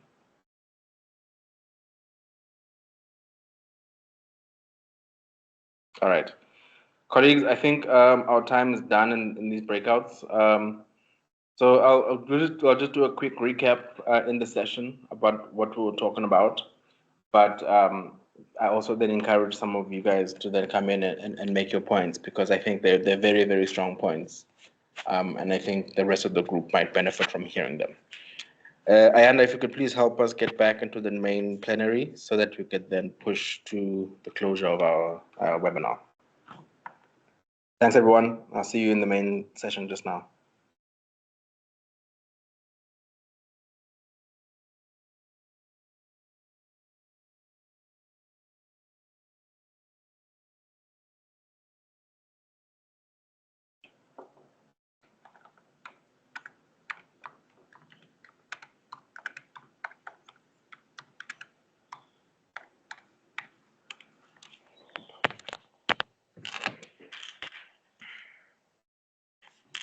All right. Are there still some people who are making their way into the main session? Excuse me. All right. Yeah, I know we've lost some. Some people have to drop off in some of the groups that I was in, and I can see the numbers have also gone down. But beyond that, yeah, I think we're all back. I see all the names that I was with. All right, in the session. Okay, that's fine. Let's quickly then just move towards closure. Can we get just a sense from the different breakout groups, maybe one or two people from each, just on what some of those highlights were? Whilst I have you on the mic, Zwakela, do you mind just sharing from your group? Sure. Yeah, so we had a couple of reflections. So I think one of the things that I do want to apologize for is that we kept on getting moved around. So one moment I was in the middle of a sentence in one group, then I'm in another group starting all over again. So apologies if you were facing those challenges. This is really the digital economies conversation. So digital was doing what digital does. But with that being said, I think there are a couple of reflections that came through, or rather a couple of points that came through and us that we strengthen in our policy recommendations. One of them was around in this issue of digital literacy. So although we talk about capacity building, we need to be a bit more targeted in talking about digital literacy. And we spoke about how digital literacy cannot be built without literacy. So there's a literacy conversation to be had as well. So we have digital literacy because we're building on top of literacy. So our colleagues in our education working group then become important around putting together the building blocks of that literacy conversation for us to then leverage that into a digital literacy conversation and the dynamics of that. Then we spoke a bit about the gap. This idea of bridging the gap, and so that also needs to come out a bit more clearly in the document. And there's different gaps, so it's really speaking about there are policy and implementation gaps, right? There are generational gaps, so young and old. There are rural-urban gaps. There are gender gaps. There are a whole bunch of gaps in society, and that almost creates what I termed a matrix of exclusion, because exclusion leverages or exploits the gap so that it can perpetuate greater inequality. So in our policy recommendation, we need to then help the leaders understand that they've got a gap problem, and they need to put forward interventions, or they need to focus on interventions that are going to then bridge this gap. And there's a couple of gaps that we thought are important to bridge. One, it's the generational gap. The other is the rural-urban gap. Another is the gender gap. And so those gaps then become important because it's in the actual gap that people then get excluded. So we then spoke about the practicality of the conversation. So differentiating between availability, accessibility, and affordability within the digital the digital environment. So more the digital environment and less the inclusive conversation. But inclusivity means that it's inclusivity from an availability perspective, inclusivity from an accessibility perspective, and inclusivity from an affordability perspective. And that should come out of it more in the recommendation. And then it's the importance of labor in delivering goods and services for essentially the growth of this digital economy and this inclusive economy. So what do we need to then think about where labor is concerned? We need to think about the skills of workers and how we can constantly improve their skills to meet the demands of the digital economy. We need to look at how the digital economy is also changing the conditions of labor and the working environment for workers, and what kind of interventions then we need from that perspective. So those were some high-level thoughts that came through, and I think some really useful ones leading up to us then getting a version to the leaders that really represents our collective voice. But keen for someone else to come into the fore around reflections from the groups that they were in.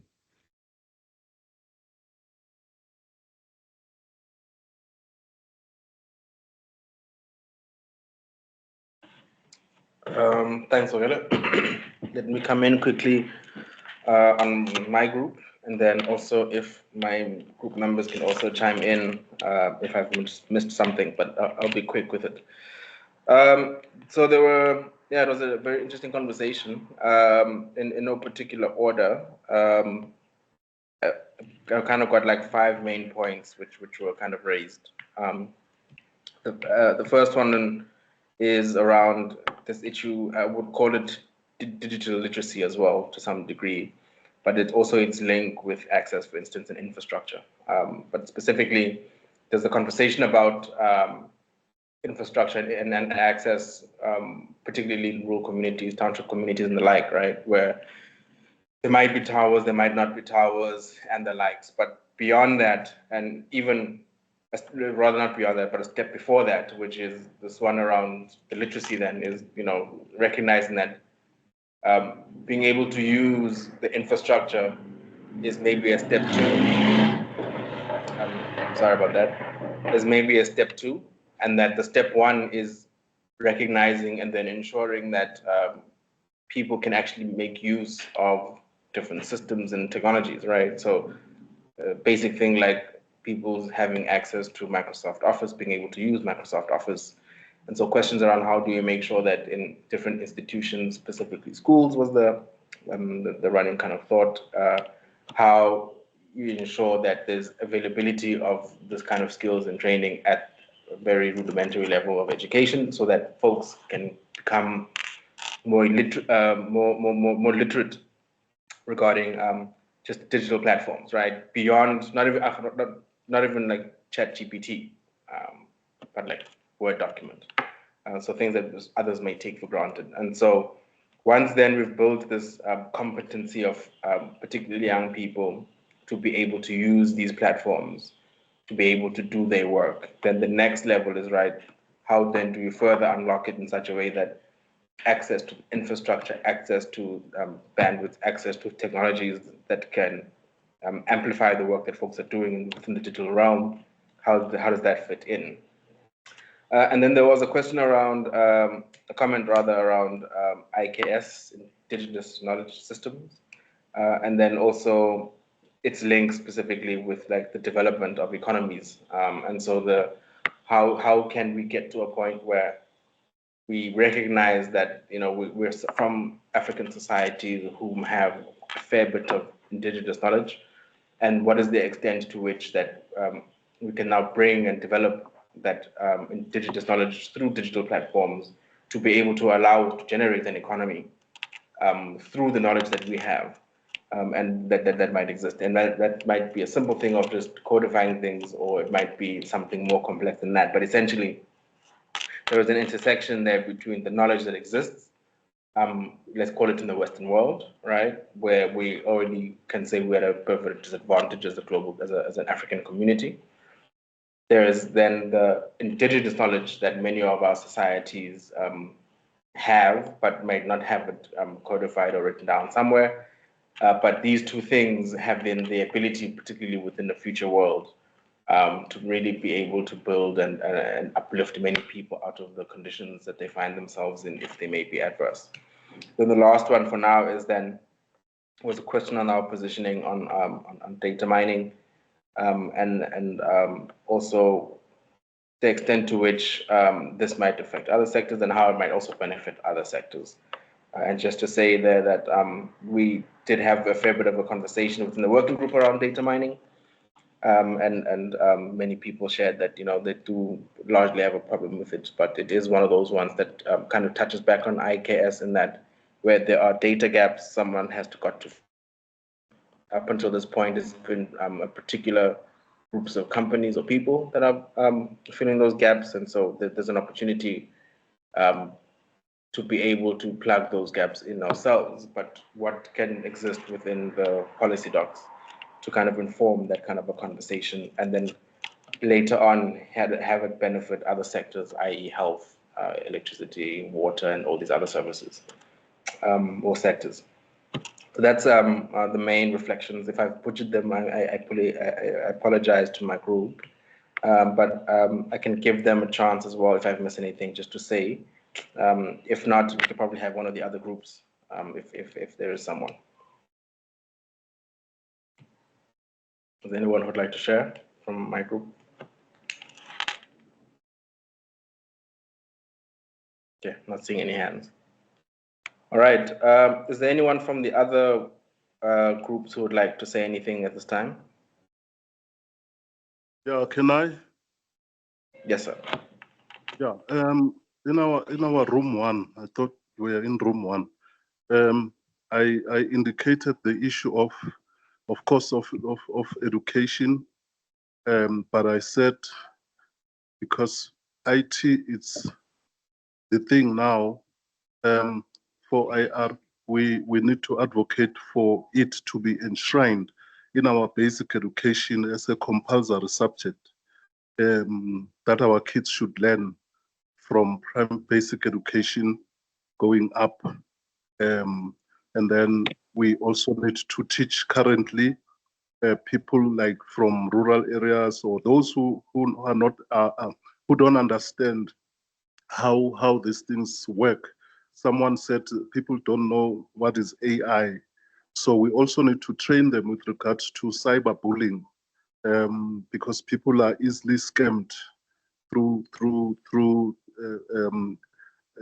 in this type of IT information, social media and stuff, so they can also protect themselves from such criminality, because there is a lot of crime going on regarding this, so they can have a background understanding and research also of information that they receive before they pass it on, because they can be used as a supply chain without them knowing that this is a criminal information. So I think it's important that we teach them on such things, which are very key. Yeah, so that is what I have put on our group, but I don't know if others can also give some input.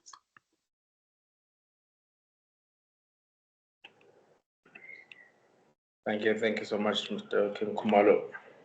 I can jump in I think our other group member, Ongqabile, will also sum things nicely up for us if he's still around. So from our side, I think a lot of what has been spoken about on the terms of infrastructure and accessibility that came through. And on top of the cyberbullying, we were speaking about AI and how just in a couple of what's been in the news around AI and South Africans specifically, about 1 in 3 people either have or have not heard about AI in South Africa, which is a big problem. So that's one of the main gaps come through. And also just as a global problem when it comes to unemployment is that because of AI, there's a whole lot of shrinkage in entry-level jobs. So it's not a South Africa specific problem, it's actually a global problem. And then on the positives, just thinking about how can civil society leverage AI to actually raise funding, and as well, how can we start going more for the positive and start seeing how we can get new jobs created through training of AI. Thanks.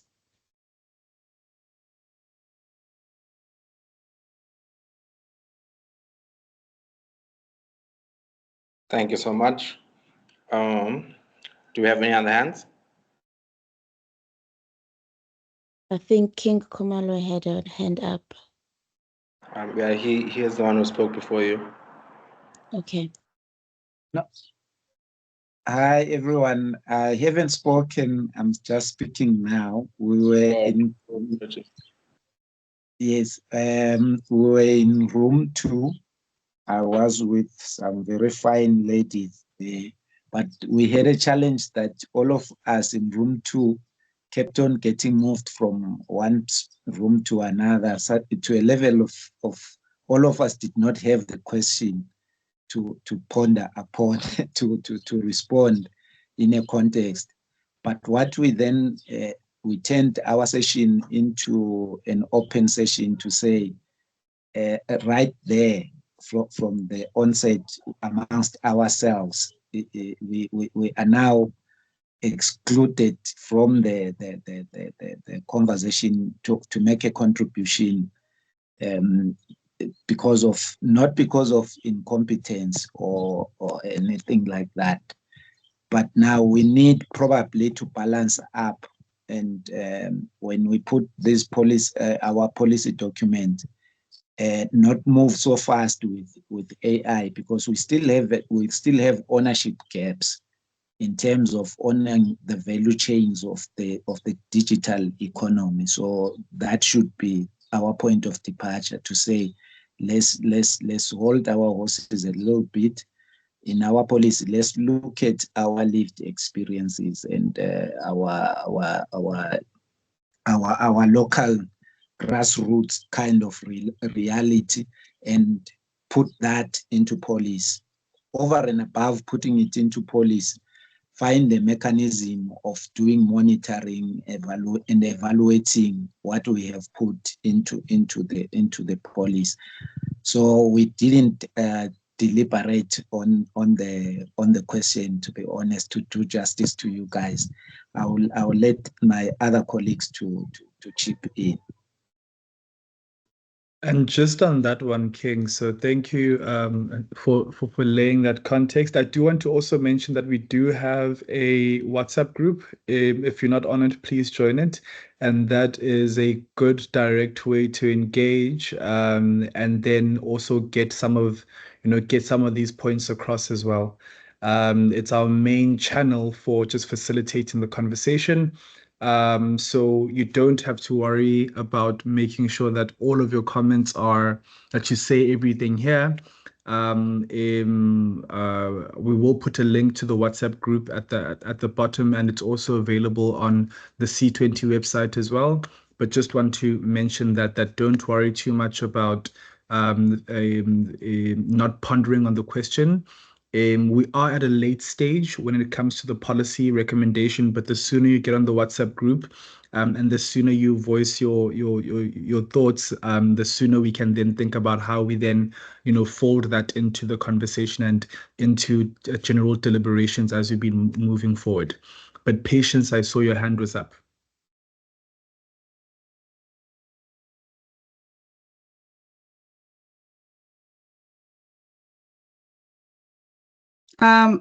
Yeah, well, I put it down when you said we could go on the WhatsApp to put our points there. But I was No, part please of go the ahead. group Yeah. that got kicked in and out. So I'll just try and fit in with the conversation that I was hearing, but I'm going to put it from the diaspora perspective.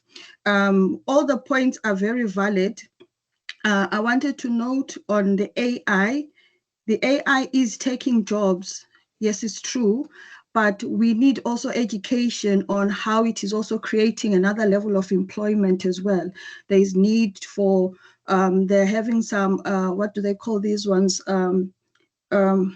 Work from home jobs. They're now work from home jobs, and those are being limited to those who have access to this. So while we have unemployment, we're also being disadvantaged at the same time. So there's need for those who are who know these things to trickle down that information even to the working class, because they pay substantively. You don't even have to start stressing about other things. We can learn to improve our own businesses and making them online and cutting down rentals and stuff. So there's a big space there that we could learn to utilize on. But basically, I think all the points have been covered. And the other perspective was that we also need to give a round of applause because the African Union has already put these instruments there. So let us narrow down to see where these gaps, we are calling them gaps, which is true.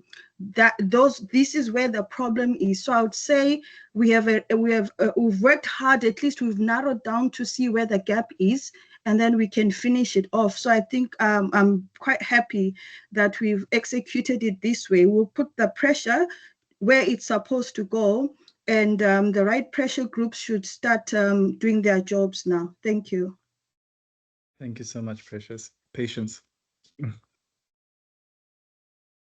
Any more hands?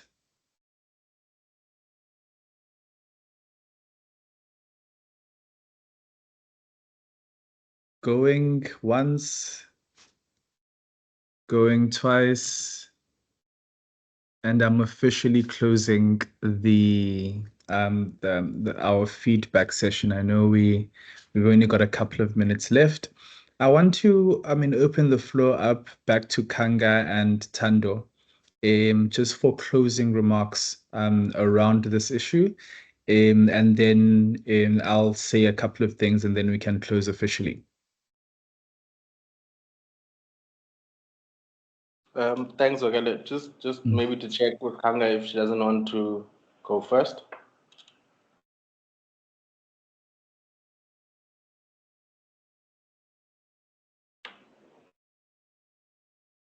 Kanga, are you able to speak?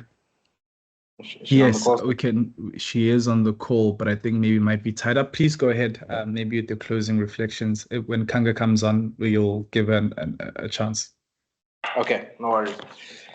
Colleagues, thank you so much for what was a very, very insightful session. I think for us as facilitators / authors or scribes, if you will, there's been a lot for us to chew on. And so the main thing, I think, probably the biggest learning for me is the realization that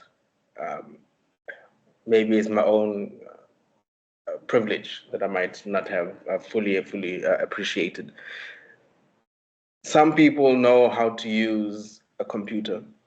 Some people don't even know how to use a computer. Some people know how to use very basic systems, and others don't. And unfortunately, everything in the world is happening at a pace where very little attention is being given to those who are without.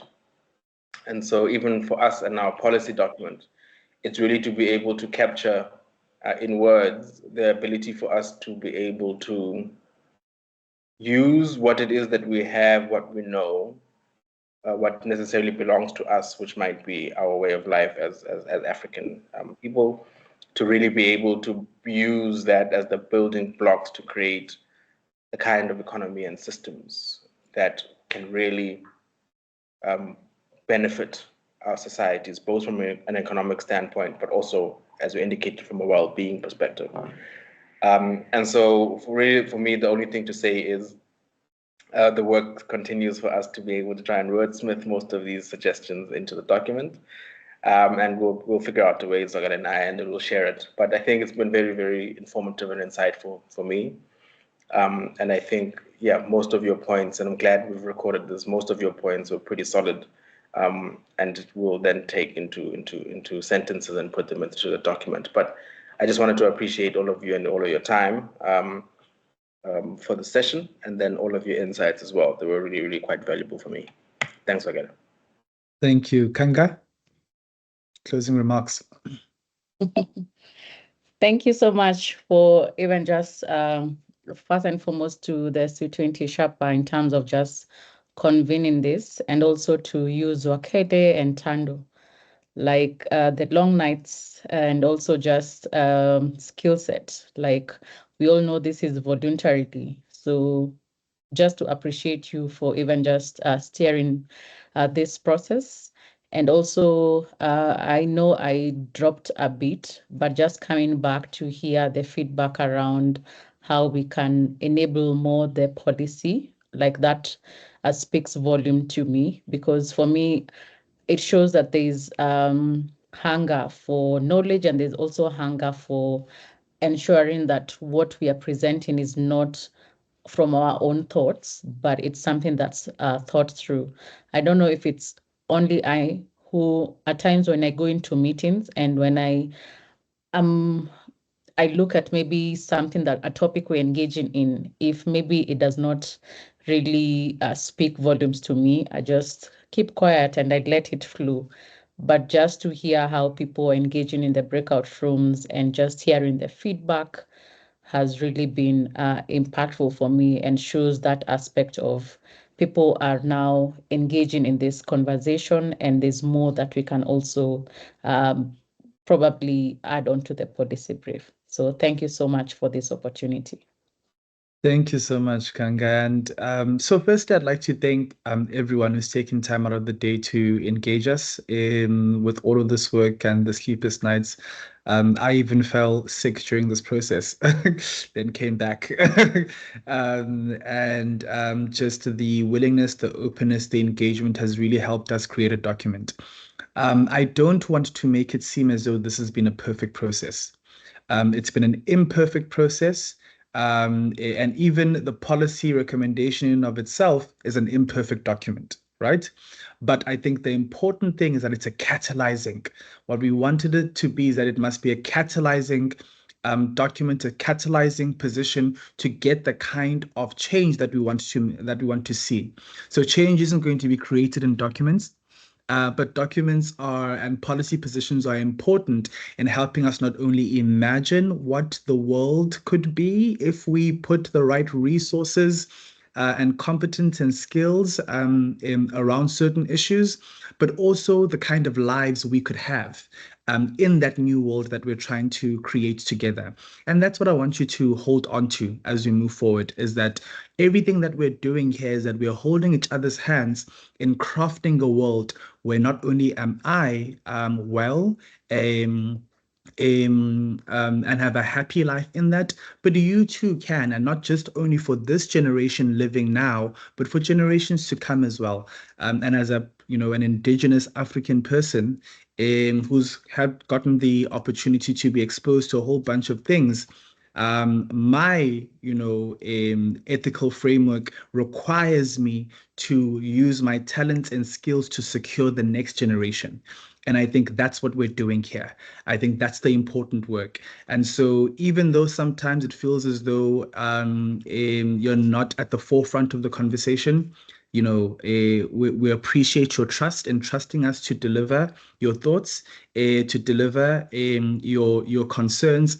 And what we will do then is work together to then get those as a facilitation team to get those thoughts in the document. I think the parting comment really around digital and inclusive economies is it was important for us to break it down, to break down digital, break it apart from inclusive, and break it apart from digitally enabled inclusive. Why?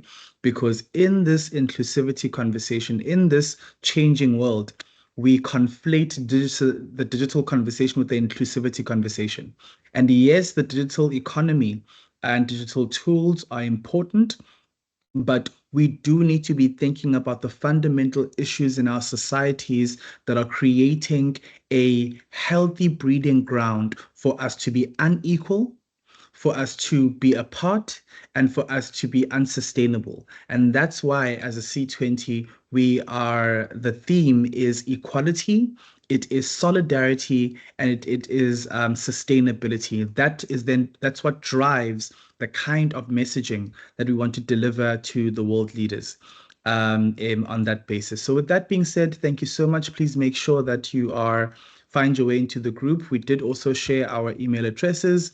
If you are unable to get into the group, even if this session closes, you can go into the C20 South Africa website, and then you'll find the link to the group there as well. So thank you very much. Thank you to the Apex leadership team for then setting this up. It's been a great session. Thank you, everyone. Have a great rest of your day. Thank you very much. Thank you. Bye. Bye. Thanks, everyone. Bye. Thank you. Danko, Thank you. bye-bye. Bye. Danko, Bye, bye-bye. everyone.